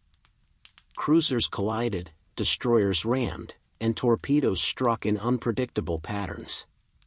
Flames licked the waves as ships burned, and the sounds of battle, explosions, creaking metal, desperate shouts, echoed across the Sound, a symphony of destruction that would haunt survivors for decades. The climax came on the final night. High, critically damaged from multiple engagements, capsized and sank, dragging hundreds of Japanese sailors to the depths. The Kirishima followed shortly after, consumed by fires ignited by torpedoes and gunfire. The loss of these battleships was catastrophic for the Japanese Navy, not only in men and material but in morale and strategic capacity. When the smoke cleared, Henderson Field remained in Allied hands. The Marines below, exhausted but unbroken, knew that the naval battle above had secured their tenuous hold on the island. Japanese attempts to retake Guadalcanal had been decisively halted. The tide of the campaign was shifting in favor of the Allies, though at a tremendous cost. The waters surrounding Guadalcanal earned their ominous nickname anew. Iron Bottom Sound, already littered with the wrecks of months past, claimed more ships, more lives, and more stories of heroism and sacrifice. Every sailor, Marine, and pilot who survived those nights carried the memory of fire, chaos, and courage etched into their minds. The great naval battle of Guadalcanal was not just a fight for an island, it was a crucible that tested strategy, bravery, and endurance. It proved that control of the sea was inseparable from control of the island, and that the combination of daring, leadership, and relentless firepower could shape the course of war. By dawn on November 15, Henderson Field was secure, the Japanese offensive broken, and Guadalcanal remained in Allied hands. The battle had claimed the lives of thousands, yet it had demonstrated a crucial truth. In the Pacific, survival depended as much on mastery of the sea as courage on land. The island, the sea, and the men who defended it had together forged a pivotal turning point, one that would echo through the remainder of the war. The dawn after the final clashes of November 1942 brought a strange, almost eerie calm to the waters surrounding Guadalcanal. For the first time in months, the roar of artillery, the scream of dive bombers, and the relentless rattle of machine guns faded into an uneasy silence. The slot, the narrow sea lanes north of the island, lay still, yet it was a quiet laden with the weight of loss. Both sides were exhausted. The Japanese Navy, battered by repeated naval engagements and the loss of experienced crews, pulled back to regroup. Ships were damaged beyond repair, their decks scarred by fire and explosions. Survivors limped back to Rabaul, carrying not just the wounded, but the knowledge that Guadalcanal was slipping beyond their grasp. Pride, discipline, and years of preparation had been broken against the unyielding determination of the Americans. The Marines and Army units on the island, too, were exhausted. Weeks of combat had left Henderson Field surrounded by scars, burned-out equipment, abandoned bunkers, and the bodies of friends and foes alike. Each day had demanded vigilance and courage, yet even victory felt hollow. For every Japanese soldier repelled, every ship sunk, the Americans had paid dearly, lives lost to bullets, disease, starvation, and the suffocating jungle itself. The island itself seemed to breathe a heavy sigh. The once overwhelming cacophony of battle was replaced by the rustle of palms, the hum of insects, and the distant crash of surf on black volcanic beaches. Soldiers and sailors surveyed the aftermath, overturned barges, shell-cratered trails, and the makeshift graves of those who had fallen. Guadalcanal had become a graveyard of men, steel, and pride. For the Japanese, the failure was devastating not only strategically, but morally. the myth of invincibility that had carried them across the Pacific was shattered. Guadalcanal, intended as a stepping stone toward dominance of the South Pacific, had become a tomb for their ambition. Survivors returned to bases and hometowns carrying stories of horror, humiliation, and the bitter taste of defeat. The Americans, however, were not immune to the psychological toll. Each victory was marred by grief for the fallen, by the heavy cost of holding the island. Letters sent home could not capture the full measure of exhaustion, terror, and despair. The men who survived felt the weight of what they had endured, knowing that every inch of territory had been paid for in blood. Even the sea seemed to remember. Oil slicks from burning ships glimmered in the sunlight, remnants of torpedoes and shells floated like flotsam, and the waves whispered across the hulls of damaged vessels. The once treacherous slot lay quiet, yet every shadow beneath the surface told the story of battles fought in silence, where death came unseen and without mercy. In the forests and ridges, the Marines tended to the wounded, fortified positions, and buried the dead. The Japanese, for their part, were consolidating, planning a retreat from the island that had become a graveyard of pride and ambition. Guadalcanal's jungle had swallowed hundreds, claimed countless supplies, and humbled both armies. For those who survived, the long silence was a moment to breathe, yet not to rest. Guadalcanal had proven that survival alone was not enough. Endurance, ingenuity, and the ability to fight through exhaustion and fear had been the true currency of victory. Men sat among the black sands and bloodied foxholes, listening to the gentle crash of waves, reflecting on what had been lost, and what still needed to be done. Victory had been won, but it came with a price too high for celebration. The island's forests, rivers, and coral beaches were littered with the markers of human suffering, a testament to the 6 months of hell that had transformed this remote patch of land into a crucible of courage, strategy, and unyielding human endurance. Guadalcanal had been secured, but the long silence that followed was not peace. It was the heavy echo of what had been endured, a quiet interlude in a war that would continue across the Pacific, carrying with it the lessons, scars, and memories of those who had survived the most savage campaign yet fought by the Allies. By early February 1943, the relentless pressure of Guadalcanal had exacted a toll that even the Japanese High Command could no longer ignore. Months of combat, attrition, and constant harassment from U.S. forces had decimated troops, depleted supplies, and shattered morale. Henderson Field remained in American hands, and the island's defenders had grown adept at holding every ridge, clearing every jungle path, and repelling every assault.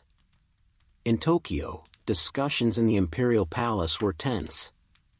Military advisors argued vehemently about the future of Guadalcanal. Some insisted that the island must be retaken to preserve honor and maintain the illusion of invincibility. Others presented grim reports: starvation, disease, loss of experienced pilots, and the near impossibility of safely supplying the garrison. The truth was unavoidable: Guadalcanal could not be held. The emperor and his top generals finally authorized a withdrawal. But the decision was cloaked in euphemism and strategic doublespeak. It was not defeat, they insisted, but strategic realignment. Troops would be evacuated quietly, under the cover of night, to preserve what remained of Japan's forces for future battles. The language mattered as much as the act itself. To admit failure outright was unthinkable. Under the cover of darkness, destroyers and transport ships slipped through the channels of the Solomon Islands once more. The Tokyo Express became a lifeline in reverse, bringing troops off the island instead of onto it. The operations were dangerous: every ship could be detected, every convoy targeted by American submarines, aircraft, or surface ships. Yet the Japanese crews moved with disciplined precision, balancing speed with stealth, risking everything to save what they could. On the island, Japanese soldiers received their orders: withdraw under the cover of darkness. leave equipment behind if necessary. Survive. For many, this was the first time the word retreat had been whispered in their command chain. Pride and doctrine demanded relentless fighting to the last man, yet the reality of Guadalcanal was undeniable. Exhausted, malnourished, and constantly under fire, survival became the only objective. The withdrawal was harrowing. Troops trudged through mud, over coral reefs, and along narrow beaches, boarding waiting ships as Allied patrols circled the horizon. Every step was fraught with danger, mines, hidden gunners, and American reconnaissance could strike at any moment. The jungle that had long concealed them now became a gauntlet, guiding them towards salvation only slowly and uncertainly. For the Americans, the Japanese evacuation was a revelation. The myth of an unstoppable army, of an invincible and unyielding foe, had begun to crumble. Guadalcanal, long seen as a distant, hard-fought contest, now stood as proof that determination, supply, and mastery of both land and sea could tip the balance of the Pacific. Yet for the Japanese, the operation was bittersweet. They saved a portion of their forces, preserving men who would fight again elsewhere, but the island itself had been lost. Equipment abandoned, positions surrendered, and the psychological blow of admitting that Guadalcanal was no longer tenable weighed heavily. The retreat, though carefully orchestrated, was a bitter acknowledgement of reality, a crack in the veneer of the Imperial Army's invincibility. By the end of February, the evacuation was complete. Guadalcanal remained under Allied control, the Japanese garrison reduced to a shadow of its former strength. Henderson Field operated unchallenged, the Cactus Air Force patrolling the skies, and the Marines reinforced and resupplied. The decision in Tokyo marked a pivotal moment in the Pacific War. It was the first time the Japanese had been forced into a strategic withdrawal, signaling to both sides that the tide could indeed turn. Morale among the Allies surged, their persistence, resilience, and ingenuity had been vindicated. Guadalcanal, once a remote dot in the Solomons, had become the proving ground for modern amphibious warfare, a lesson in endurance, and a symbol that even the most disciplined, proud, and feared military could be humbled. The myth of Japan's unstoppable army had begun to unravel, and the Pacific War had irrevocably shifted. The island itself, quiet now under the tropical sun, bore the scars of 6 months of hell, trenches, destroyed bunkers, and the remnants of battles both above and below the waves. Yet for the Americans, the jungle and beaches of Guadalcanal had been transformed into proof, strategy, persistence, and courage could overcome even the fiercest of enemies. Tokyo's reluctant retreat had ended the first major chapter of the island campaign. Guadalcanal had survived, and with it, the hope and momentum of the Allies in the Pacific. For both soldiers and strategists, the lesson was clear: no matter how far the rising sun had spread, no force was invincible, and every ambition could be checked by determination, sacrifice, and the unforgiving realities of war. By January 1943, the brutal 6-month struggle for Guadalcanal had exacted a devastating toll on the Japanese forces.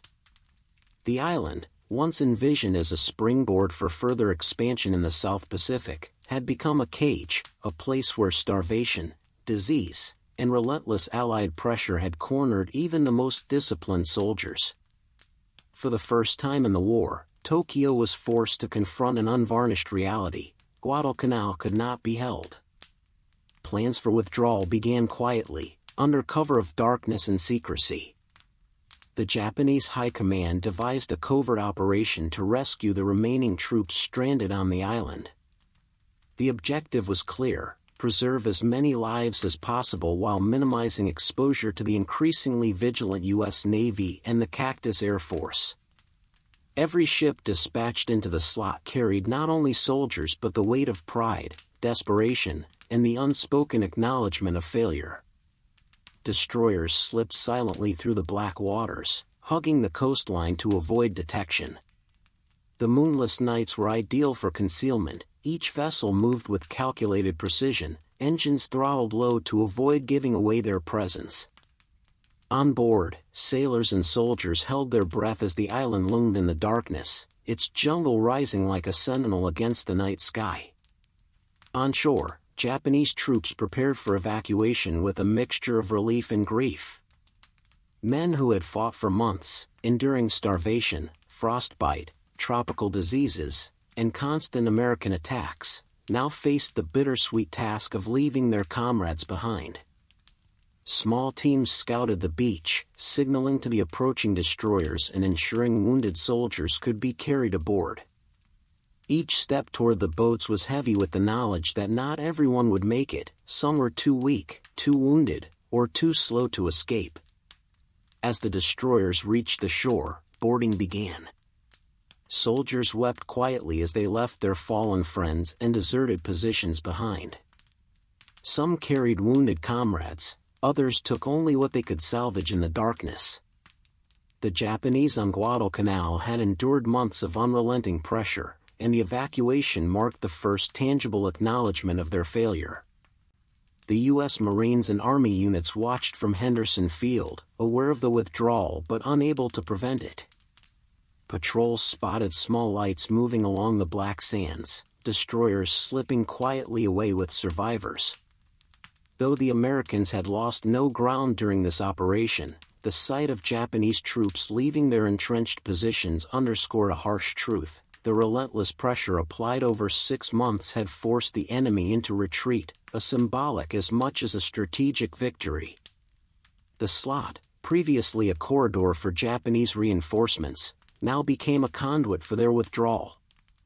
Submarines and aircraft were positioned to harass the escaping columns, but the operation was executed with careful timing and discipline. Many soldiers were extracted safely, while others perished in the treacherous surf or were left behind to the unforgiving jungle. Each ship that slipped back toward Rabaul carried survivors and the bitter acknowledgement of defeat. For the Japanese Empire, the evacuation was more than a tactical maneuver, it was a quiet concession. Guadalcanal, once a jewel in their Pacific ambitions, had become a graveyard of men and resources. Strategically, they had failed to secure the island or maintain control of its key airfield. Morally and psychologically, the loss of Guadalcanal marked the first major dent in the aura of invincibility that had carried Japan across the Pacific. Meanwhile, the Marines and American forces solidified their positions. Henderson Field remained operational, allowing the Cactus Air Force to dominate the skies. The threat of Japanese reinforcements dwindled with each ship sunk or turned back, and the island finally began to feel like a secure stronghold. The evacuation, though carefully executed by the Japanese, could not reverse the course of the campaign. As the last destroyers slipped into the night, Guadalcanal lay silent, its beaches empty of the invaders who had once held them in terror. The jungle creaked and whispered, reclaiming trenches and fortifications, as if acknowledging the passing of one chapter and the survival of another. The island, drenched in blood, sweat, and suffering, had endured. The withdrawal was complete, but the impact of 6 months of war lingered. For the Marines, it was a hard-won reprieve, a chance to rest, reinforce, and prepare for future operations. For the Japanese, it was a bitter lesson in hubris, endurance, and the limits of imperial reach. Guadalcanal had been held, but at a cost that neither side would ever forget. In the darkness of that moonless January night, as the last ships carried men away, the first major defeat of Japan's Pacific ambitions was quietly sealed. The battle had been won not by a single engagement, nor a glorious charge, but by relentless pressure, endurance, and the harsh calculus of attrition. Guadalcanal would forever remain a symbol, the island where the tide of war in the Pacific first began to turn, and where survival, courage, and determination forged the path to eventual Allied victory. The morning after the Japanese evacuation, Guadalcanal seemed almost surreal. The jungle, once alive with the shouts of soldiers, the rattle of rifles, and the roar of artillery, now held a haunting silence. The ghost army that had terrorized the island for months had vanished, leaving only the remnants of their presence, a somber testament to both human endurance and human cost. Across the black volcanic sands and dense Kenai grass, Marines and Army units moved cautiously. Each step revealed traces of the enemy, abandoned weapons, spent ammunition, and scattered supplies left in the hasty retreat.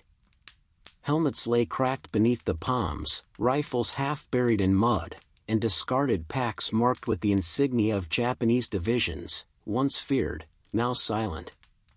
The Marines began to explore the abandoned camps, small clearings that had served as command posts, sleeping quarters, and mess areas. They uncovered diaries and letters left behind, some smudged by rain, others tucked into makeshift containers or hidden in hollow logs. In those pages were glimpses of the humanity of the soldiers who had faced the same exhaustion, hunger, and fear as the Americans. They wrote of family, of home, of hopes deferred by war, of camaraderie, losses, and quiet desperation. For the Marines, reading these letters was a chilling experience. The enemy had been human, capable of laughter, fear, and hope, qualities rendered invisible by months of combat. Yet here, in these words, the full measure of their suffering became clear. Each note, each journal entry, was a whisper from men who had given everything to a cause dictated by distant leaders and an empire in decline. As the soldiers advanced further inland, the devastation became undeniable. Bodies lay in the jungle, some partially covered by mud and leaves, others exposed on trails and in shallow foxholes. The stench of decay was sharp, mingling with the tropical humidity. Every grove, ridge, and clearing bore witness to the ferocity of battle, the determination of men who had refused to surrender, and the relentless punishment inflicted by both nature and their adversaries. The jungle itself seemed to mourn the fallen. Trees bent under the weight of abandoned equipment, streams ran red with blood long since dried, and the trails bore the marks of frantic footfalls and dragged casualties. Guadalcanal, once a mere strategic objective, had transformed into a haunted landscape, a place where the echoes of screams, the crackle of gunfire, and the roar of artillery lingered long after the combatants had left. Marines reported feeling eyes on them, the weight of memory pressing from every shadow, every abandoned foxhole, every shell crater. The island seemed alive with ghosts of the men who had fought and died, who had clawed their way through mud, disease, and relentless attacks only to vanish in the final evacuation. Even the sun, now bright overhead, seemed unable to dispel the heaviness in the air. The broken weapons told stories of last stands and desperate resistance, machine guns jammed with rust and mud, rifles snapped under stress, and bayonets left stuck in the dirt where men had fallen. Supplies that had been hoarded, hidden, or simply abandoned revealed the desperation of soldiers who knew they might not survive to use them. Despite the eerie quiet, Guadalcanal's Marines moved systematically. They mapped the remnants, buried the dead where possible, and documented the evidence. The diaries and letters were carefully collected, a window into the enemy's minds and hearts, revealing that courage and fear, pride and sorrow, were universal on this remote battlefield. By the end of the day, Guadalcanal was still. The ghost army had gone, leaving only memory, debris, and silence. The island no longer echoed with the clash of combat, but with the heavy weight of human loss. Every ridge, creek, and clearing bore testimony to the months of struggle that had defined the Pacific campaign. Guadalcanal had become a haunted island. Its silence was heavier than gunfire, its shadows thicker than smoke. The once proud Japanese divisions were reduced to whispers in the jungle, their presence marked only by abandoned equipment and the stories preserved in hastily scribbled diaries. For the Marines, the island was both a victory and a somber reminder. They had survived, they had held Henderson Field, and they had turned the tide of the Pacific campaign.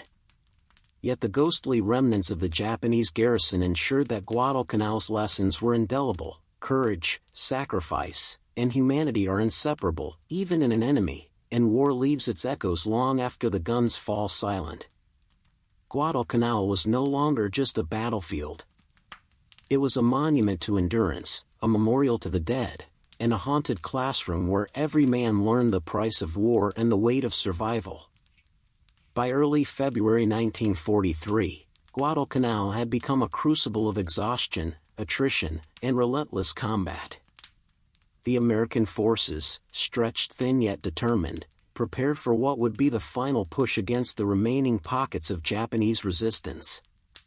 Months of jungle warfare, disease, starvation, and constant threat of ambush had hardened the Marines and Army units stationed on the island, but the campaign's end still demanded vigilance and courage. The last Japanese defenders were scattered, isolated in small groups across the dense foliage, holding to shattered positions in caves, bunkers, and undergrowth.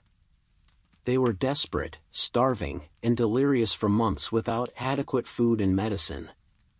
Yet even in their weakened state, they resisted fiercely, attacking with the remnants of their discipline and fanatical resolve.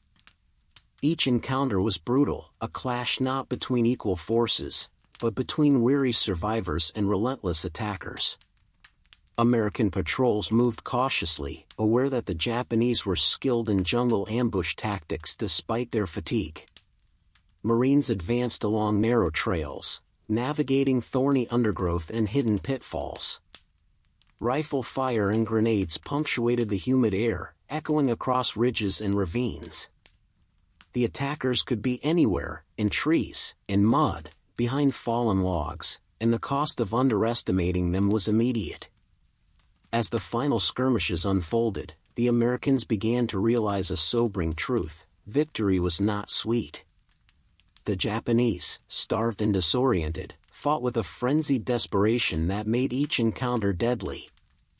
When the smoke cleared from the underbrush, Marines often found bodies lying twisted and broken, some killed in direct combat, others succumbing to exhaustion or disease.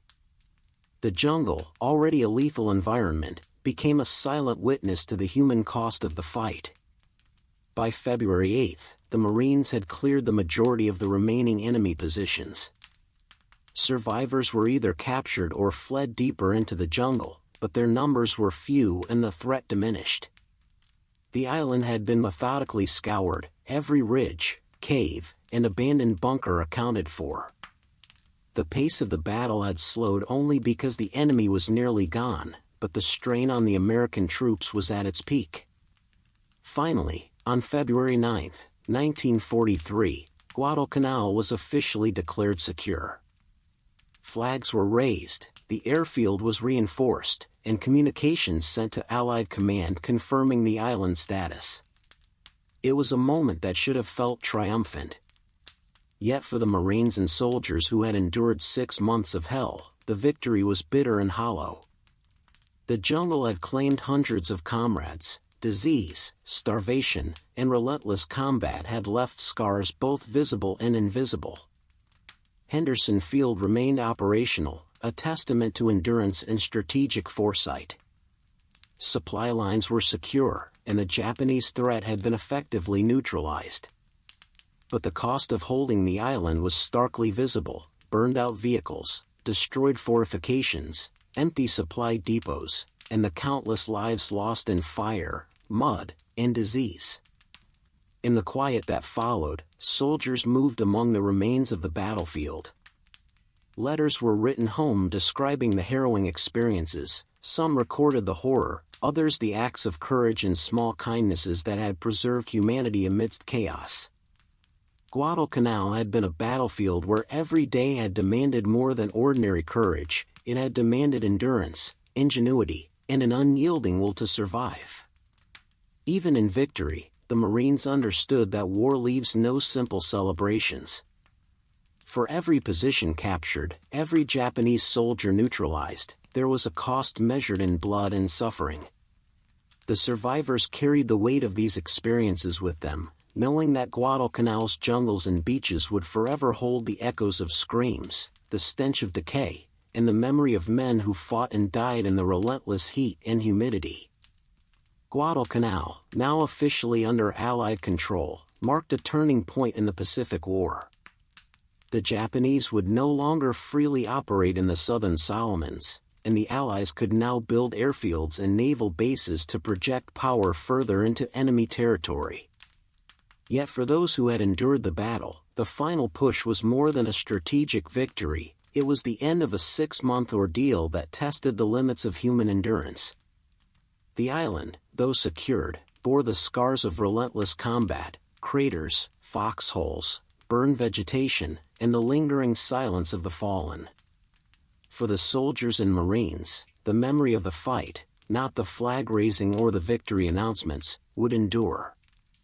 Guadalcanal had been seized, yes, but the island had demanded a terrible price, leaving the Americans to understand that in war, triumph is often inseparable from suffering. The final push had been successful, but it was neither easy nor clean. It was a battle where determination met desperation, courage confronted fanaticism, and survival required a combination of strategy, endurance, and sheer human will. On February 9th, Guadalcanal was secure, yet the jungle continued to whisper the stories of 6 months of hell, stories the men would carry with them for the rest of their lives. The jungle of Guadalcanal was quiet, but not peaceful. By February 1943, the island had been wrested from the Japanese, yet it remained a place haunted by the remnants of 6 months of hell. Marines and soldiers who had fought relentlessly now occupied a land marked by destruction, loss, and lingering peril. The aftermath was a grim reality. Shallow graves dotted the black sands and undergrowth, hastily dug for men who had fallen during the relentless fighting. Rusted helmets peeked from the soil, rifle barrels protruded from mud, and every ridge and foxhole bore silent testimony to the brutal struggle. Chaplains moved among the troops, holding services amid these graves, offering prayers for the dead and solace for the living. Hymns rose softly through the humid air, mingling with the distant cries of birds and the whisper of the wind through the palms. Even with the cessation of combat, disease and exhaustion did not relent. Malaria, dysentery, and tropical fevers plagued the survivors, claiming more men than the bullets had in some sectors. Corpsmen worked tirelessly, improvising with limited medical supplies, tending to soldiers whose bodies were broken by months of fatigue, malnutrition, and the harsh conditions of jungle warfare. The cries of the sick and the groans of the wounded became a quieter echo of the chaos that had preceded them. Supplies continued to arrive from the sea and sky, but the scars of battle lingered. Marines scavenged the remnants of Japanese fortifications for materials, often encountering abandoned weapons and caches of ammunition. Each discovery was a reminder of the intensity of the enemy's determination, and of the narrow margins by which survival had been claimed.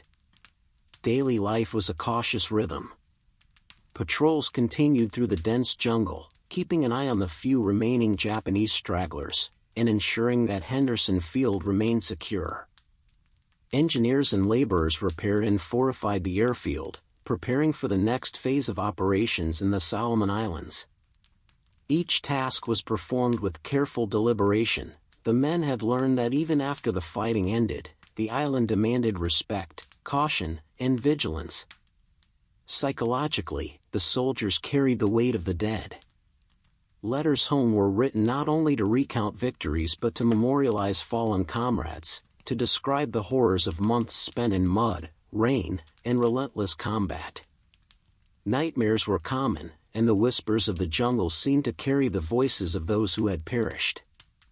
Guadalcanal had become more than a battlefield. It was a living archive of human endurance, suffering, and the cost of war.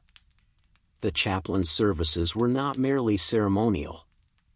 They were moments of reflection, collective mourning, and affirmation that life would continue despite overwhelming loss.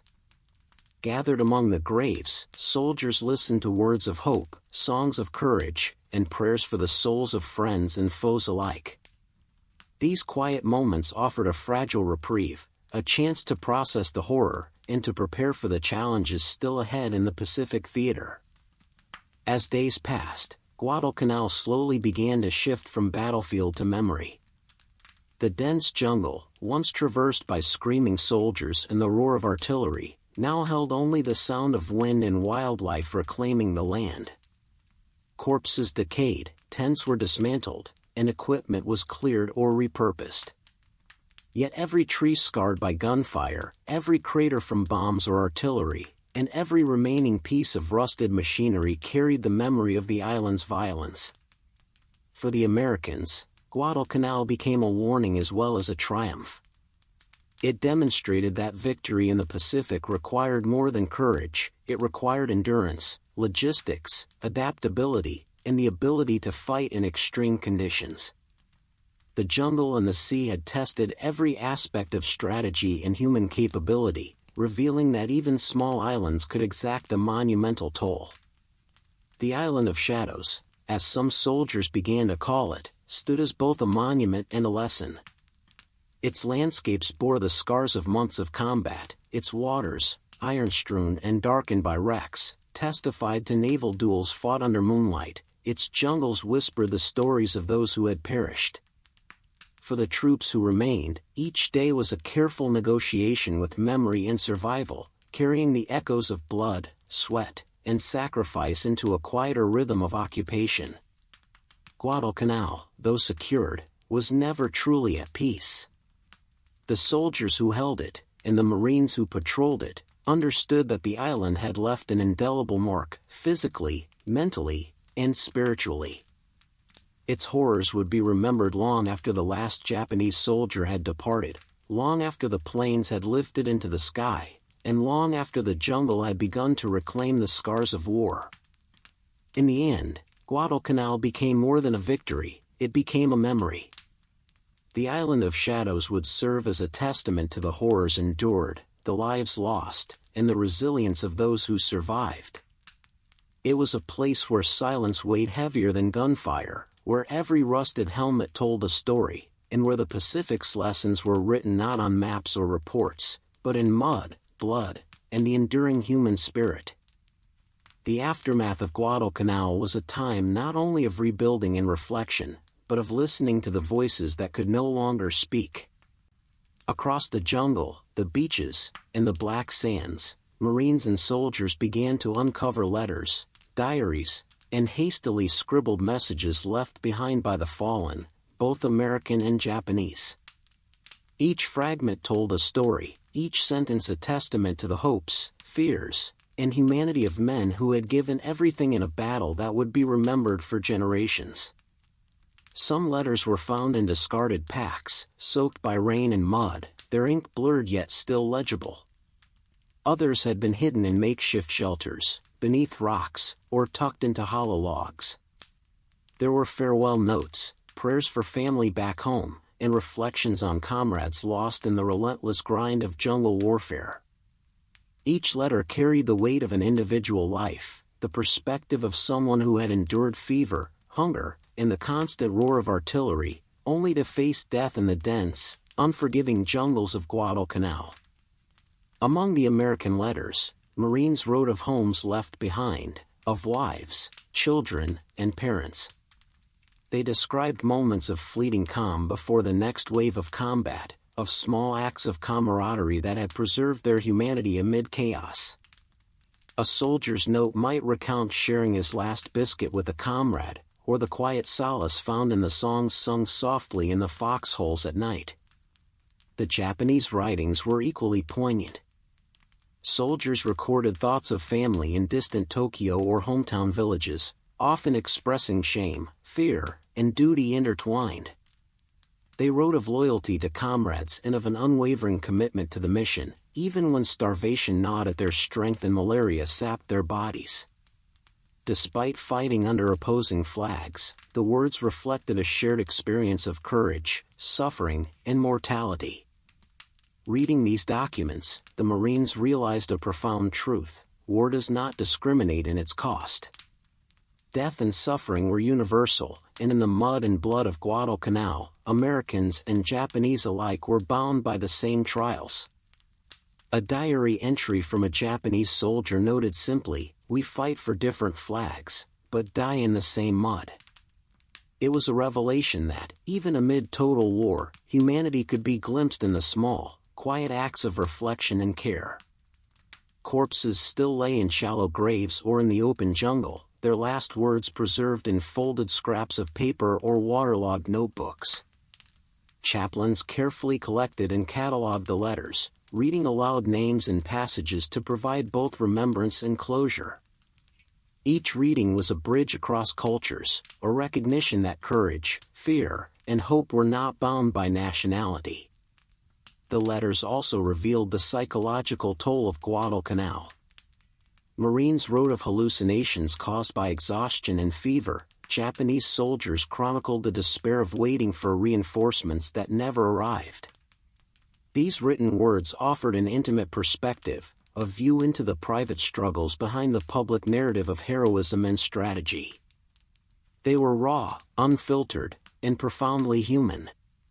In some cases, letters were addressed to comrades rather than family, offering last instructions, encouragement, or apologies. "Take care of our friends," one Japanese soldier wrote, "and remember us in your hearts." Marines wrote to fallen squad members, promising to carry on their mission, to survive and honor their sacrifice. Across the island, these notes became a mosaic of shared loss and shared courage. Even decades later, historians and descendants would study these letters, discovering the personal dimensions of a conflict often described only in statistics, dates, and outcomes. Guadalcanal was no longer just a strategic victory, it had become a repository of human experience, captured in ink, pencil, and blood-stained paper. Through these writings, the battlefield took on a new life. The voices of the dead spoke as clearly as any trumpet or cannon. They reminded the living of the cost of endurance, the limits of survival, and the value of empathy. For the Marines and officers who sifted through the ashes, there was both sorrow and insight. War demanded everything, yet even in death, men sought to preserve fragments of humanity. Guadalcanal, in the end, was not only a lesson in strategy or tenacity but a chronicle of shared humanity. Its mud, rivers, and black sands had claimed countless lives, yet through diaries and letters, the dead continued to communicate, bridging the gap between enemies, and affirming the universal truths of courage, loyalty, and the desire to be remembered. Among the piles of recovered papers, a recurring motif emerged: hope, regret, pride, and sorrow, intertwined across cultures. It became clear that the island's story was more than the clash of flags or the count of casualties. It was a testament to the individuals who had fought and died, to their fears, dreams, and their enduring voices that refused to be silenced. In the quiet aftermath, Guadalcanal was transformed from a battlefield into a repository of memory. Each letter, each diary, each hastily scrawled message added depth to the understanding of war, not as abstract strategy, but as lived, human experience. The letters from the dead became a bridge across the Pacific, a haunting reminder that the men who fell there had not been mere numbers, but human beings who struggled, loved, and endured until the very end. In that sense, Guadalcanal was never truly silent. Beneath the canopy of palms, the hum of the jungle, and the crashing surf, the voices of those who had perished continued to speak, teaching lessons of courage, sacrifice, and the shared burden of war, a haunting echo amid the island's black sands and blood-soaked soil. With Guadalcanal secured by February 1943, the Pacific War entered a new phase. The island, once a remote outpost of dense jungle and black sands, had become a crucible that tested strategy, endurance, and the very limits of human courage. For the American forces, victory here was more than symbolic, it was strategic, providing a foothold from which the Allies could project power deeper into the Solomon Islands, New Guinea, and eventually the Philippines. the Marines and Army units who had endured 6 months of relentless combat began to rotate out, exhausted, battle-worn, and forever changed. As they boarded transports back to larger bases or home, each man carried with him memories of fire, blood, and relentless struggle. The jungle, the beaches, and the ridges of Guadalcanal had forged boys into men, and in many cases, had left them carrying the silent weight of friends lost and comrades buried in the mud and heat. Guadalcanal itself became a blueprint for amphibious warfare. Lessons were recorded, tactics refined, and innovations in jungle combat, supply lines, and coordination between Navy, Marines, and Air Force were meticulously analyzed. Commanders noted the importance of controlling key terrain like Henderson Field, the necessity of relentless air and naval patrols, and the critical need for robust logistics. These principles would guide subsequent operations across the Pacific, proving that the island had offered more than just a hard-fought victory. It had provided a roadmap for success in a war defined by water, jungle, and fire.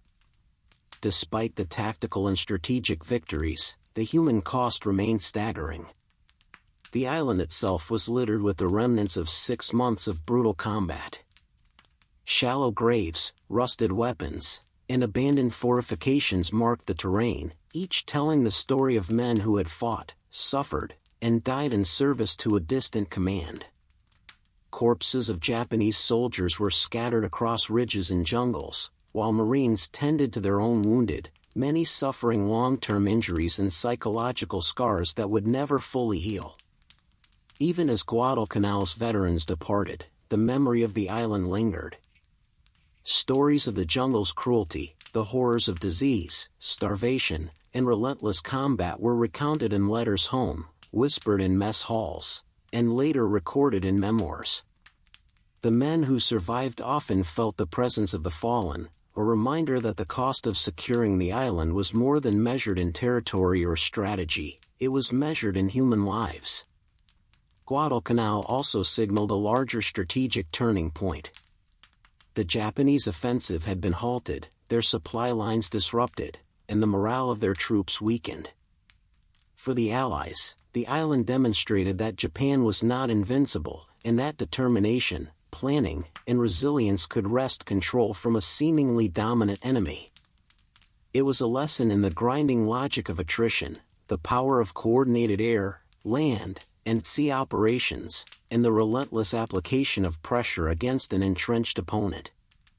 For the soldiers leaving the island, every step away from Guadalcanal was a mixture of relief, pride, and grief. They had survived months of combat in unforgiving terrain, under sweltering heat, torrential rain, and the constant threat of enemy fire. They had witnessed friends die, endured diseases like malaria and dysentery, and learned that courage was tested not in single acts, but in sustained endurance. Yet for those who remained behind to consolidate and hold the island, the fight was far from over. Supply depots were reinforced, Henderson Field expanded, and patrols continued to sweep the jungle for stragglers. Guadalcanal would remain a strategic stronghold, a staging area for the next phase of the war, and a constant reminder of the ferocity of the campaign and the cost of holding a distant island against a determined enemy. Across the wider Pacific, Guadalcanal became a symbol. For Allied forces, it was proof that initiative, planning, and tenacity could blunt Japanese expansion and turn the tide of war. For Japan, the island's loss was a painful reminder of vulnerability, the fragility of extended supply lines, and the consequences of underestimating a determined opponent. The lessons of Guadalcanal echoed in every future operation. Amphibious assaults would now account for the lessons learned on jungle terrain, the importance of air superiority, and the need for robust, protected supply chains. Commanders understood that capturing islands was only the first step, holding them required ingenuity, endurance, and constant vigilance. In the end, Guadalcanal became more than a battlefield. It became a proving ground for the Allies, a cemetery for the fallen, and a crucible where ordinary men endured extraordinary trials. The island's black sands and dense jungles bore witness to courage, sacrifice, and the harsh reality of war. As the tide of the Pacific War shifted, Guadalcanal remained in memory, for those who fought, for those who died, and for those who would study the campaign for decades to come. It was a place where victory and loss were inseparable, where boys became men, and where the harsh lessons of the jungle, the sky, and the sea would shape the course of a global conflict. Though the campaign was over, the tide of war moved on, carrying lessons, scars, and the echo of voices from the jungle. Guadalcanal had survived, but its story, of endurance, sacrifice, and transformation, would endure far beyond the tropical sun and black sands. It was a victory won at unimaginable cost, a template for future campaigns, and a testament to the resilience of those who dared to fight in the Pacific's crucible. The price of victory on Guadalcanal was written not in banners or parades, but in blood, mud, and the silent cries of the fallen. By the time the island was secured in February 1943, the campaign had exacted a staggering toll. Over 7,000 Allied soldiers and 25,000 Japanese troops had died in combat, disease, or starvation. Every ridge, every beach, and every jungle trail bore the imprint of relentless struggle and sacrifice. The jungles of Guadalcanal were thick with the memory of combat. Shallow graves marked hastily buried soldiers, while others remained exposed, lost in the dense undergrowth or washed into the streams by tropical rains. Marines patrolling the island walked past remnants of fortifications, rusted rifles, and abandoned gear, silent witnesses to the brutality of the campaign. Each step taken across the black volcanic sands was a reminder that survival had been hard-won, and that every inch of territory cost lives beyond measure. Victory here was incremental, grueling, and measured in suffering. It was not a dramatic triumph but a relentless accumulation of endurance, patience, and courage. Day after day, the Marines and soldiers fought not only an enemy who refused to surrender but also the jungle itself. Malaria, dysentery, leeches, and exhaustion were as deadly as any rifle or machine gun. Even the air and the sea demanded vigilance. Japanese aircraft and naval forces continued to harass the defenders, ensuring that every inch held had been paid for in blood. Japanese soldiers had endured just as severely, their numbers decimated by combat, disease, and starvation. Reinforcements had been insufficient, supplies had been sporadic, and the relentless pressure of American forces had broken their lines. By the end of the campaign, the once proud divisions were reduced to whispers among the jungle shadows, their uniforms torn, their ranks shattered, and their morale irreparably damaged. The Allies, too, bore the scars of the campaign. Corpses lined the beaches and jungle paths, bodies of young men who had marched, fought, and died far from home. Field hospitals overflowed, the wounded groaned under the strain of limited medical supplies and constant tropical infections. Even those who survived the combat were changed irrevocably, carrying memories of horror, courage, and grief that would never fade. Guadalcanal's victory was measured in inches, every ridge secured, every airfield held, every Japanese counterattack repelled was a small triumph. It was measured in months, as 6 relentless, hellish months tested endurance beyond ordinary comprehension. And it was measured in suffering, as soldiers and sailors alike endured hunger, disease, and relentless tropical heat in addition to the mortal threat of combat. For those who walked the island after the last Japanese retreat, the silence was heavy. The wind rustled through the palms, carrying the scent of decay and the lingering smoke from burned-out fortifications. The seas off Iron Bottom Sound reflected the pale sunlight, glinting over submerged ships and scattered debris, memorials to the naval battles that had preceded the final push on the beaches. Yet in spite of the horror and staggering loss, Guadalcanal represented survival and endurance. The Allied forces had held the island, maintained Henderson Field, and proven that the Japanese offensive could be resisted and ultimately defeated. The campaign showcased the critical interplay of infantry, naval, and air operations, as well as the courage, discipline, and adaptability required to sustain a foothold in the hostile South Pacific. Guadalcanal was not a story of glory in the traditional sense. There were no sweeping parades, no immediate political victories, no singular heroic moment to commemorate, only months of struggle, inches gained at a time, and lives spent in relentless combat. For every strategic point captured, for every enemy repelled, there was a human cost that weighed heavier than any map or plan. The island itself bore the evidence of this cost. Burned bunkers, shell-cratered terrain, and the remnants of jungle fortifications told a story of human endurance and cruelty. The black sands, once vibrant with the hope of conquest or control, were now scarred with blood, footprints, and the remnants of equipment abandoned in desperation or death. In the end, Guadalcanal became a testament to the extremes of human perseverance. It was a place where survival, not glory, defined victory. The soldiers who emerged from its jungles carried the weight of the campaign in their hearts and bodies, and the memory of the fallen remained etched across every ridge, every beach, and every darkened corner of the island. Guadalcanal had claimed tens of thousands, but it had also proven the resilience of men, the importance of strategy, and the inevitability of sacrifice.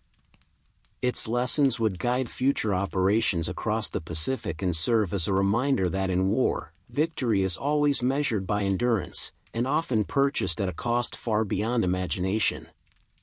By the time Guadalcanal was fully secured in February 1943, the island had emerged as more than just a strategic victory, it had become the turning point of the Pacific War. The 6-month campaign had tested strategy, endurance, and human courage to the extreme, and the lessons learned would resonate throughout the remainder of the conflict. For Japan, the defeat was a psychological shock.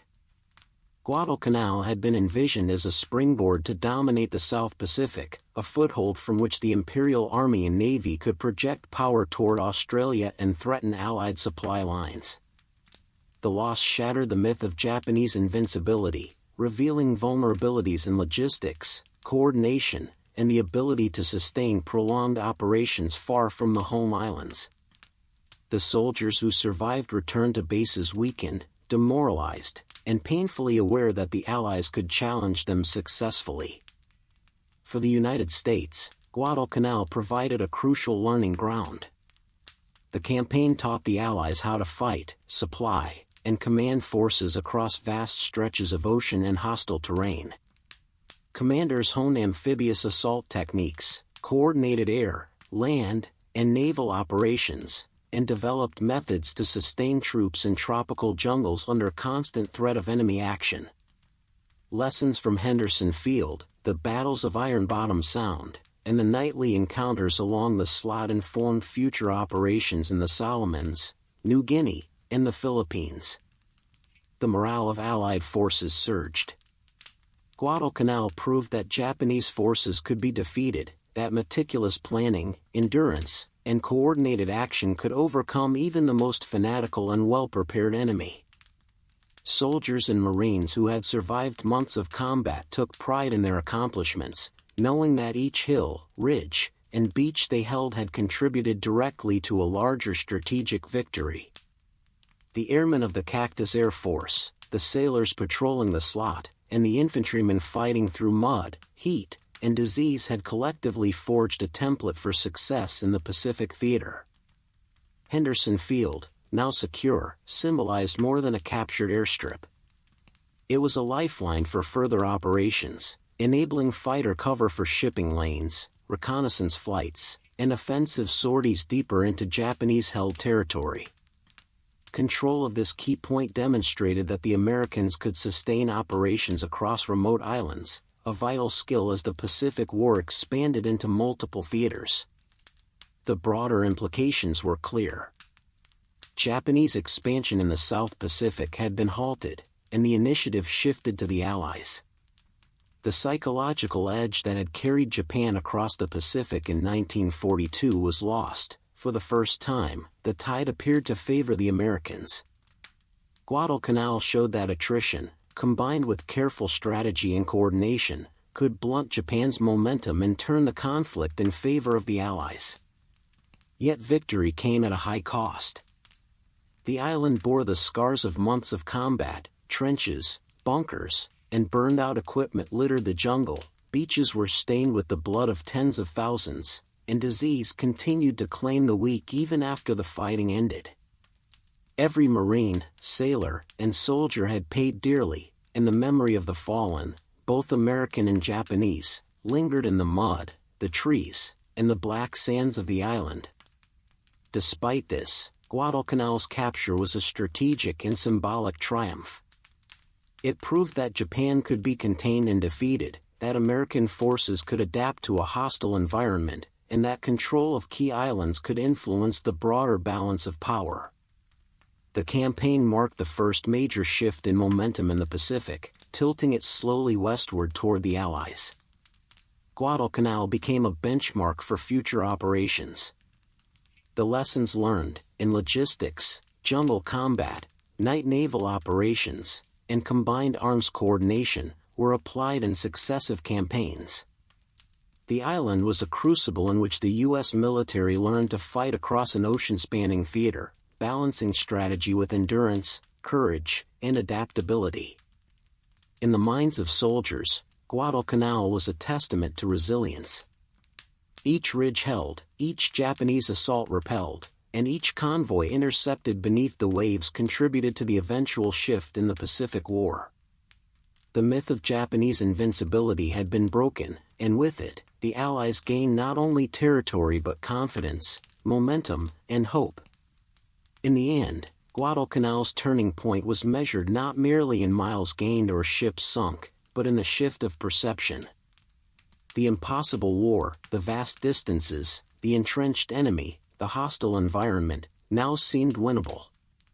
The Allies had proven that determination, planning, and relentless pressure could defeat even the most formidable opponent.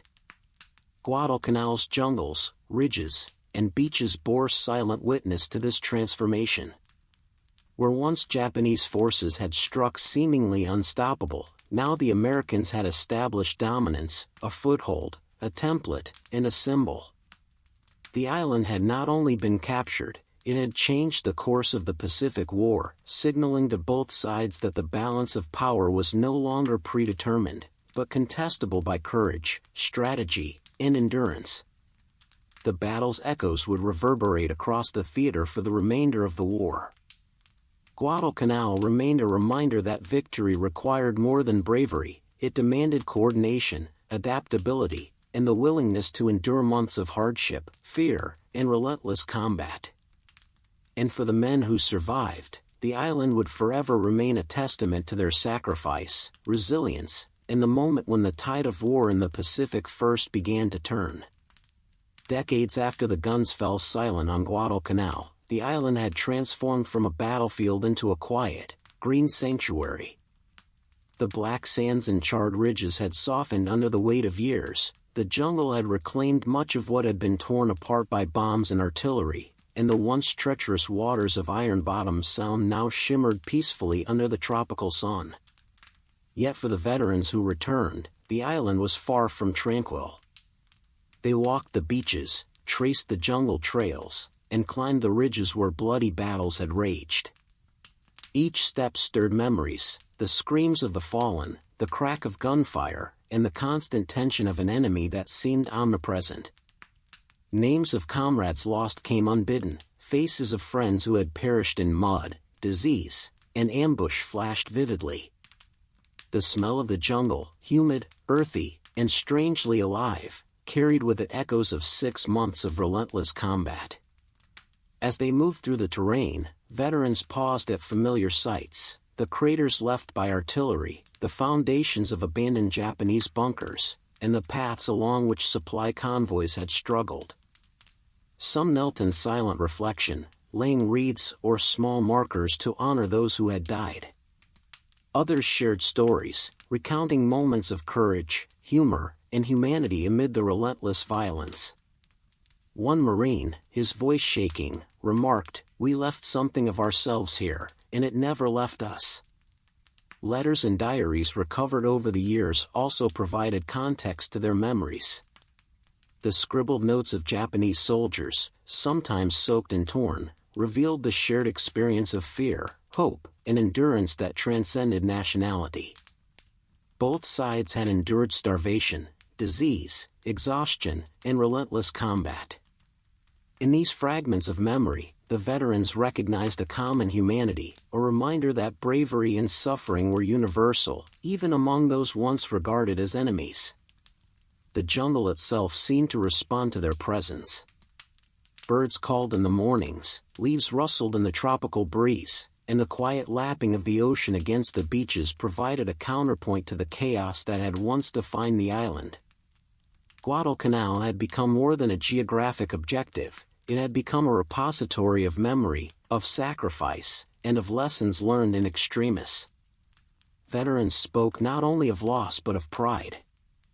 They recalled the tenacity of their fellow Marines and soldiers, the ingenuity of engineers maintaining Henderson Field, and the coordination of naval and air forces that had made victory possible. Each recollection reinforced the understanding that survival and endurance in Guadalcanal's brutal environment were as much achievements as any tactical victory. For many, returning to Guadalcanal was a pilgrimage of sorts. It was a chance to reconcile with the ghosts of the past, to acknowledge the price paid for holding the island, and to honor the fallen whose names and deeds might otherwise fade into history. Some veterans placed small tokens, photographs, or personal mementos in the jungle, leaving them as symbols of memory and connection across generations. The island had changed, but the human experience it contained had not. Every ridge, creek, and clearing was imbued with the echoes of laughter, fear, pain, and courage from 1942 to 1943. The men who had survived carried Guadalcanal in their bodies and minds, in scars, in haunted sleep, in stories told to children and grandchildren. Guadalcanal became a part of the human soul, a reminder that history is not only recorded in textbooks or maps but is lived, felt, and carried forward by those who endure it. The lush greenery, the quiet beaches, and the reclaimed ridges were beautiful, but beneath them lay the memory of fire, blood, and sacrifice, a memory that would not fade. In reflection, veterans often spoke of the duality of the island, the horror of combat and the resilience of the human spirit. They understood that Guadalcanal had tested them in ways no other battlefield could, the extremes of climate, terrain, enemy resistance, and human endurance. And yet, through it all, camaraderie, ingenuity, and determination had allowed them to survive, to hold the island, and to eventually secure a victory that would resonate throughout the Pacific War. Guadalcanal's story, as remembered by those who fought and survived, became a living history. It was not just an account of battles, strategies, or military maneuvers. It was a deeply human tale of courage, suffering, and the enduring connection between men and the places where they had faced death and hardship together. As veterans left the island, they carried it within them, a blend of grief, pride, and memory. Guadalcanal had claimed thousands of lives, tested countless more, and remained an indelible mark on the hearts of those who had survived.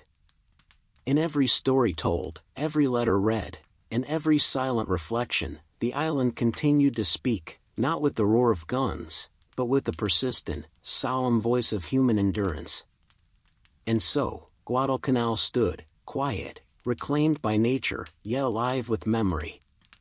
The survivors remembered, and through their recollections, the island remained immortal, a testament to the horrors endured, the courage displayed, and the humanity discovered amid the ashes of total war. The victory at Guadalcanal marked more than the end of a brutal 6-month campaign. It became a defining moment in the Pacific War, a turning point that reshaped Allied strategy and morale for the remainder of World War II. The island, once a remote outpost in the Solomon Chain, now stood as a testament to endurance, ingenuity, and the will to survive, its legacy reaching far beyond its black sands and dense jungles.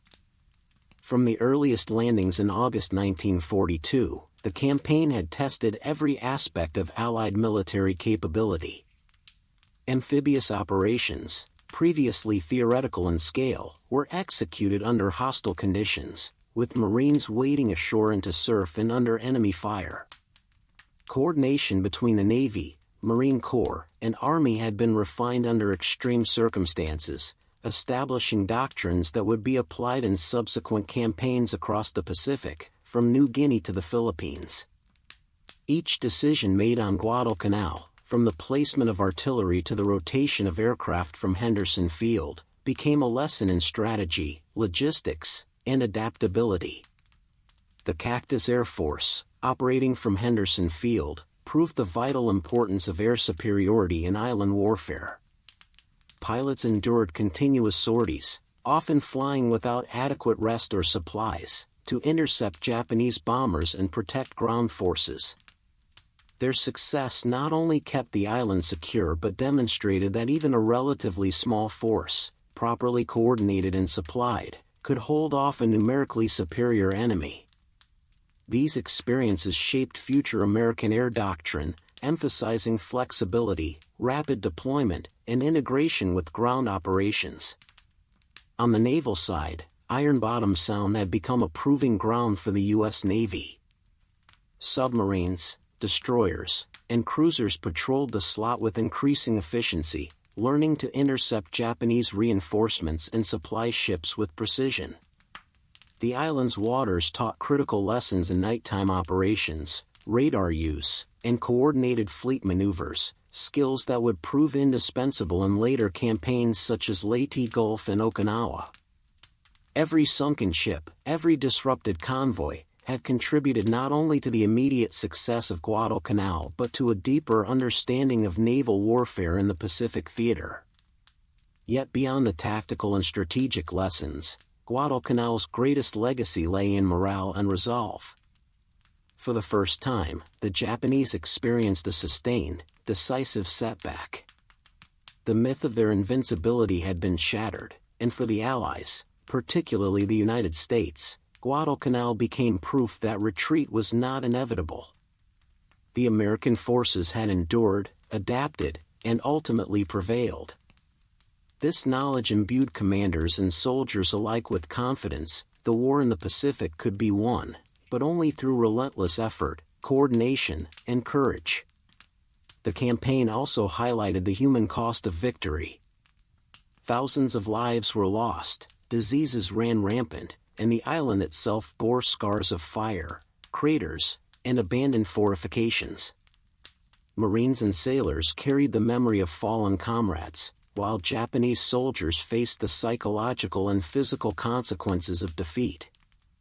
These shared experiences underscored the profound sacrifices inherent in the fight for Guadalcanal, lessons not found in strategy manuals, but in the endurance of men and women who lived through its horrors. As Allied forces advanced further into the Pacific, the influence of Guadalcanal was evident. Subsequent operations benefited from the logistical innovations and combined arms coordination developed during the campaign. From the careful planning of amphibious landings to the integration of air support and supply chains across vast ocean distances, the island's experiences informed every step of the American advance. Guadalcanal was no longer just a geographic objective, it had become a school of warfare, its lessons etched into doctrine and memory. For the veterans, Guadalcanal remained forever imprinted on their lives. The black sands, dense jungles, and treacherous ridges had forged bonds of brotherhood, tested courage, and revealed the limits of human endurance. Even decades later, when they returned to the island or recounted their experiences, the stories carried both the weight of loss and the pride of achievement. "We stopped retreating," they would say, "and for the first time, we began to win." The island itself, now quiet, served as a living reminder of these truths. Its jungles, once filled with gunfire and cries of combat, had reclaimed much of the terrain, but the echoes of battle remained, in sunken ships, abandoned bunkers, and the stillness of the black sands. Guadalcanal became a symbol of the turning tide in the Pacific War, where determination, ingenuity, and sacrifice had proven decisive. In retrospect, Guadalcanal was more than a military victory, it was a defining moment in history. It demonstrated that even in the harshest conditions, isolated islands, hostile jungles, and relentless enemies, disciplined, coordinated, and persistent forces could prevail. It reshaped the strategy, morale, and confidence of the Allies, laying the foundation for victories in the Solomons, New Guinea, and the Philippines. Guadalcanal taught that war was not won solely through bold attacks, but through endurance, adaptability, and relentless pressure against a determined adversary. The lessons forged on this small, bloodied island would echo throughout the Pacific, influencing decisions, strategies, and the very conduct of the war. Ultimately, Guadalcanal was a turning point not only in the Pacific but in the human experience of warfare. It transformed the narrative of the Pacific Campaign, proving that retreat could be stopped, that victories could be hard-earned, and that courage under fire, measured in days, months, and inches, could shift the balance of a global conflict.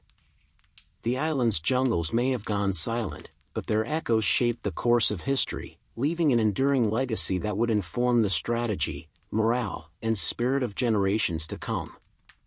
The return home for the veterans of Guadalcanal was not the triumphant homecoming imagined by civilians far removed from the Pacific Front. Though the island had been secured, and the campaign officially won, the men who had endured its 6 months of hell carried with them wounds far deeper than any bullet could inflict. Families welcomed them with open arms, relieved and proud, yet incapable of truly grasping the horrors endured.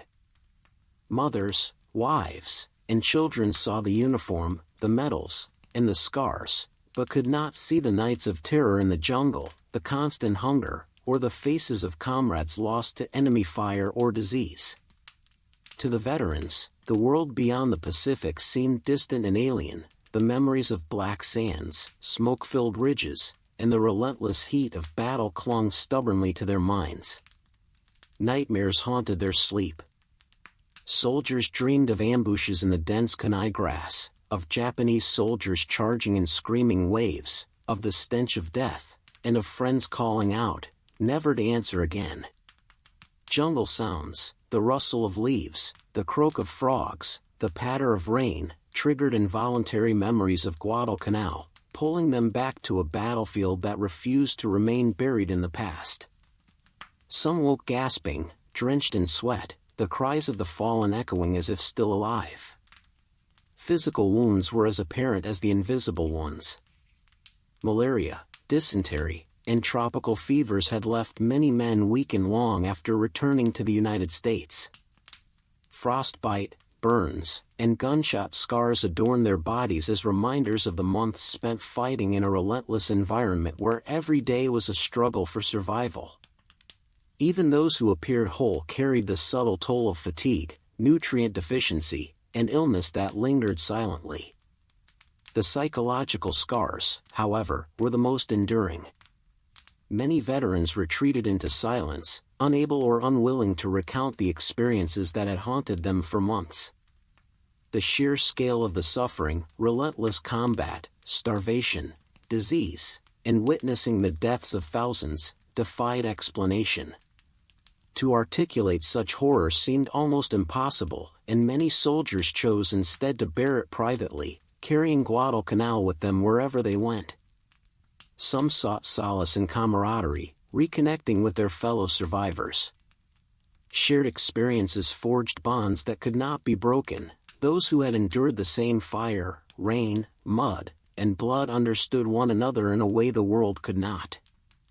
Letters and reunions became rituals of remembrance, opportunities to honor the fallen and to keep the memory of the island alive in a safe space.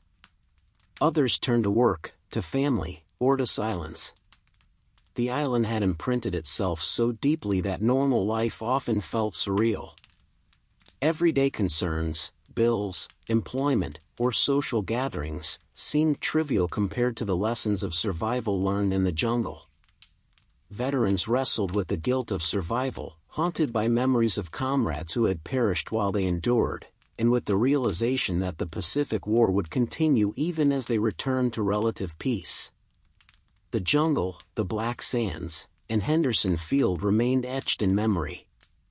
Guadalcanal was not just a physical place, it had become a psychological landscape, a marker of endurance, terror, and resilience. Even in sleep, in fleeting recollections, or in conversation with fellow veterans, the island remained present, a ghostly presence that shaped thoughts, emotions, and the understanding of their own mortality. Families often noticed subtle changes. Veterans who had been lively before the campaign returned quieter, reserved, and sometimes distant. Sudden storms or tropical rains, sounds of jungle animals on the radio, or even the smell of wet vegetation could trigger flashbacks, dragging them back to the island in a visceral way. Guadalcanal had become more than a battlefield, it had become an enduring haunting. Yet despite the pain, there was resilience. Many veterans channeled their experiences into teaching, mentoring, or service. They shared lessons of courage, endurance, and the importance of teamwork. In recounting the hardships and horrors, they preserved the memory of those who had fallen, ensuring that Guadalcanal's story remained vivid for future generations. In the end, the island had been won, but Guadalcanal never truly released the men who fought there. It lingered in their memories, in their dreams, and in their hearts. The black sands, the jungle ridges, and the shadow of Henderson Field followed them home, a permanent imprint of survival against overwhelming odds.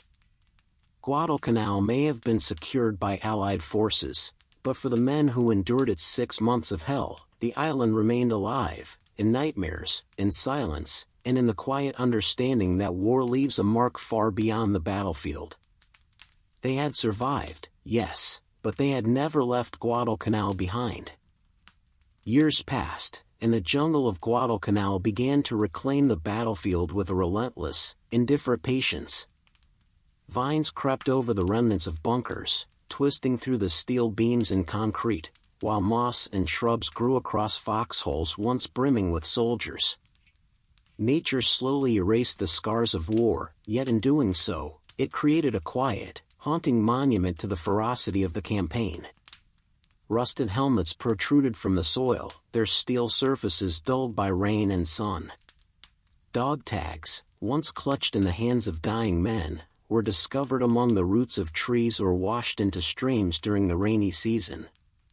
Occasionally, bones surfaced, reminders of the thousands of soldiers who had perished, both American and Japanese, their final resting places chosen not by ceremony but by the merciless hand of combat and the unforgiving terrain.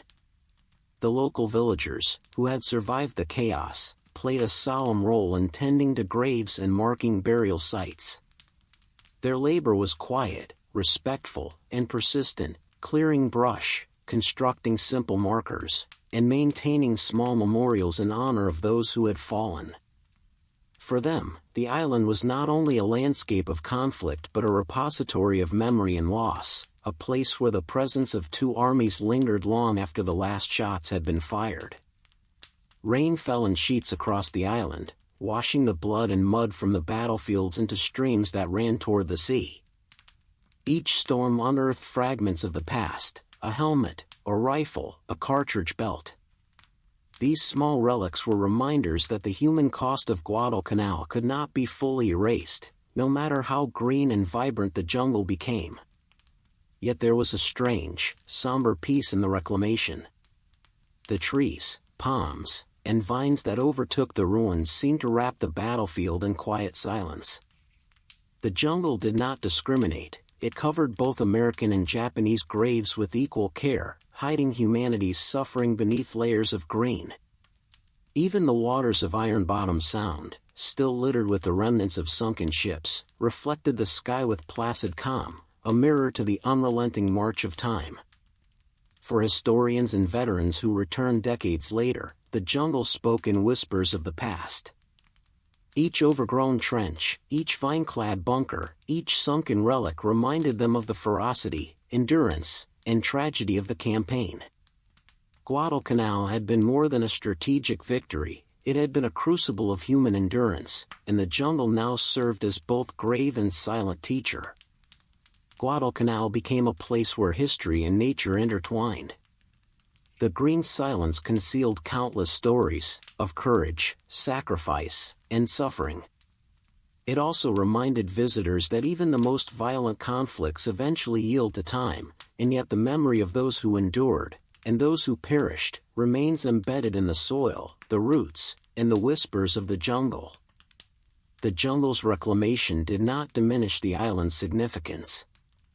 Instead, it gave Guadalcanal a living memory, where the landscape itself testified to the magnitude of human effort, endurance, and loss. Soldiers who had survived remember the fights fought, the friends lost, and the lessons learned. Japanese soldiers, too, had left behind stories that were slowly absorbed by the earth. Nature, indifferent yet inexorable, covered the battlefield with green silence. Yet every rusted helmet, every unearthed bone, and every overgrown foxhole carried the echo of sacrifice. The island, reclaimed and transformed, stood as a reminder that even in the face of oblivion, human courage and suffering leave indelible marks, buried beneath the growth of time but never fully forgotten. Guadalcanal, the island that had tested thousands of lives over 6 months of hell, had returned to a quiet state of existence. But its history, etched into the jungle, the earth, and the memories of those who survived, continued to speak of resilience, loss, and the enduring cost of war. It was a battlefield reclaimed by nature, yet haunted eternally by the shadows of the men who fought and never fully left its soil. Decades after the guns fell silent, Guadalcanal transformed from a battlefield into a site of remembrance and reconciliation. Families from both America and Japan made pilgrimages to the island, seeking to honor the memories of fathers, sons, and brothers who had fought and died amidst its jungles, ridges, and black volcanic sands. These journeys were not merely acts of curiosity, they were acts of mourning, understanding, and connection across oceans and generations. Stone markers and memorials began to rise along the paths where soldiers had fallen. Some bore the names of American Marines and Army personnel who had given their lives in defense of Henderson Field, while others honored Japanese soldiers who had fought to the end of their strength, defending positions in caves and jungle trenches. Flags fluttered in the tropical breeze, small offerings were left, flowers, photographs, and personal mementos, creating a patchwork of remembrance that spoke to the universality of grief and honor. Veterans who had survived the campaign returned to walk the black sands, their eyes tracing the jungle ridges where firefights and artillery duels had raged. Some encountered former enemies, men who had once sought to destroy them but had also endured the same hardships, hunger, disease, exhaustion, and terror. These reunions were powerful, often marked by tears, handshakes, and quiet forgiveness. Old rivalries gave way to shared understanding of human suffering and resilience, transcending the flags and ideologies that had once divided them. Guided tours and memorial ceremonies provided structure to remembrance, but informal pilgrimages were equally significant. Descendants of the fallen, researchers, and historians walked the jungles, listening to the stories of guides and veterans, piecing together the human dimension of the campaign. Guadalcanal, once defined by combat, fire, and blood, had become a place where history, memory, and humanity converged. The island's terrain, slowly reclaimed by jungle growth, seemed to participate in this transformation. Overgrown foxholes, sunken bunkers, and rusted equipment remained as tactile reminders of the violence that had unfolded, while the soft rustle of leaves and the gentle lapping of waves offered a serene counterpoint to memories of chaos. The environment itself had become a living monument, blending the physical evidence of battle with the solemnity of remembrance. For the veterans, returning to Guadalcanal was both painful and restorative. They confronted ghosts of fallen comrades, relived moments of terror and triumph, and found solace in recognizing the sacrifices of their adversaries.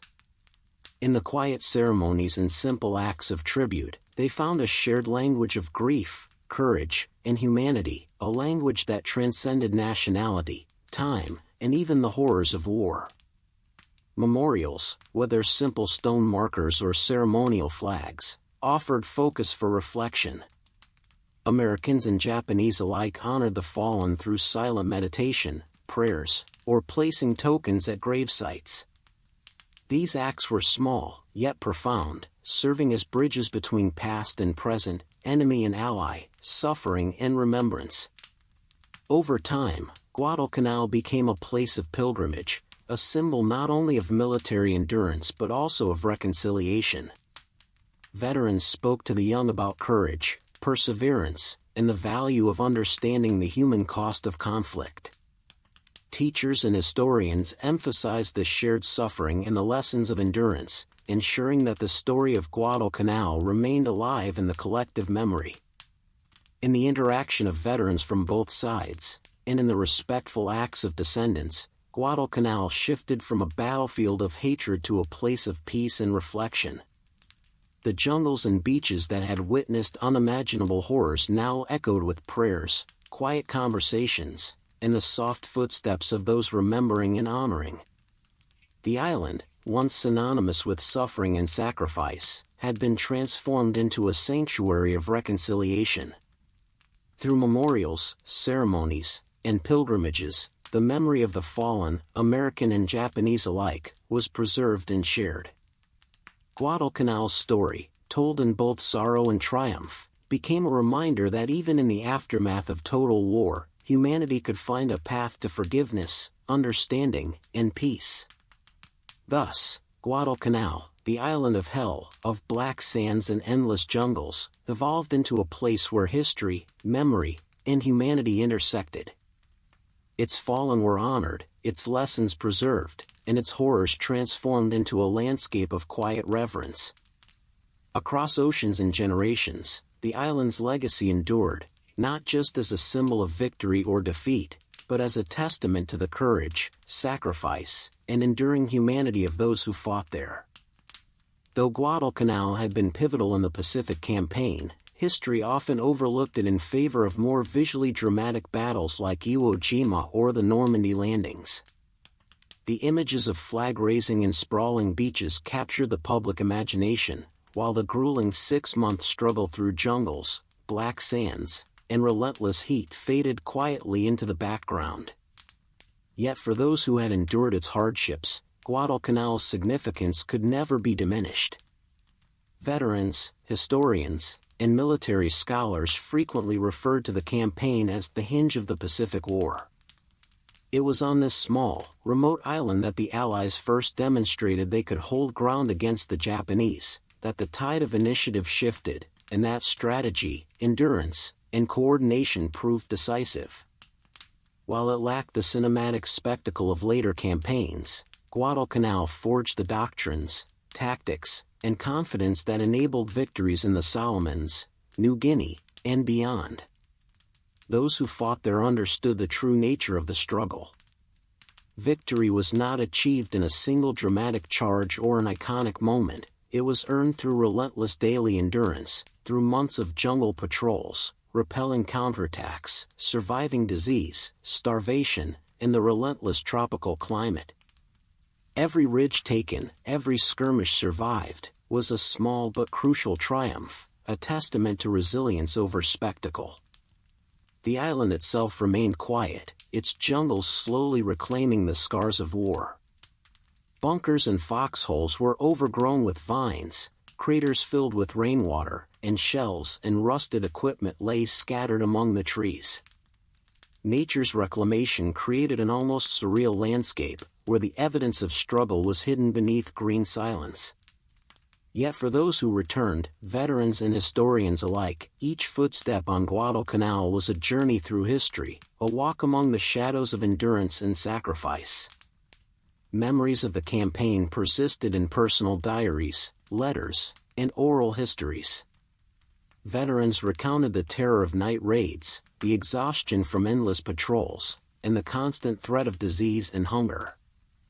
These stories, though quieter than the tales of later battles, were no less important. They revealed the human cost behind the strategic decisions, and the courage required to hold an island that the enemy had vowed never to relinquish.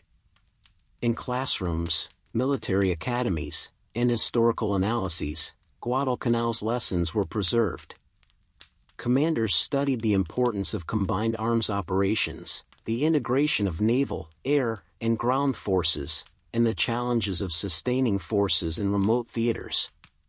The campaign taught that victory could be achieved not by overwhelming force alone, but by endurance, adaptation, and coordinated strategy. Though Guadalcanal might have faded from popular memory, it was never truly forgotten by those who had lived through it. Its story whispered through the accounts of veterans, the pages of meticulous histories, and the artifacts preserved in museums. Every fallen soldier, every scarred ridge, and every rusted weapon carried the silent testament to endurance, sacrifice, and the slow forging of victory.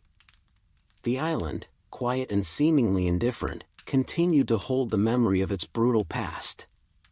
For those who knew its truth, Guadalcanal was a reminder that triumph in war often begins not with glory, but with the sheer determination to survive.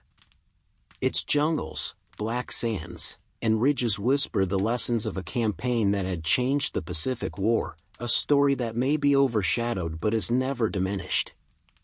Guadalcanal remains a place of reverence, a battlefield where endurance, courage, and human spirit were tested to their limits.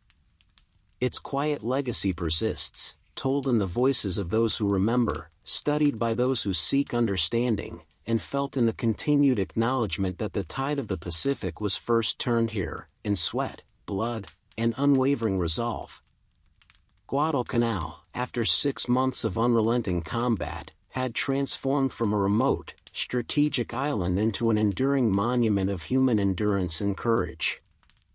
The campaign tested every facet of warfare, from amphibious landings to jungle patrols, from naval engagements in Iron Bottom Sound to dogfights over Henderson Field. Yet beyond strategy and tactics, it forged something more profound, the spirit of those who survived.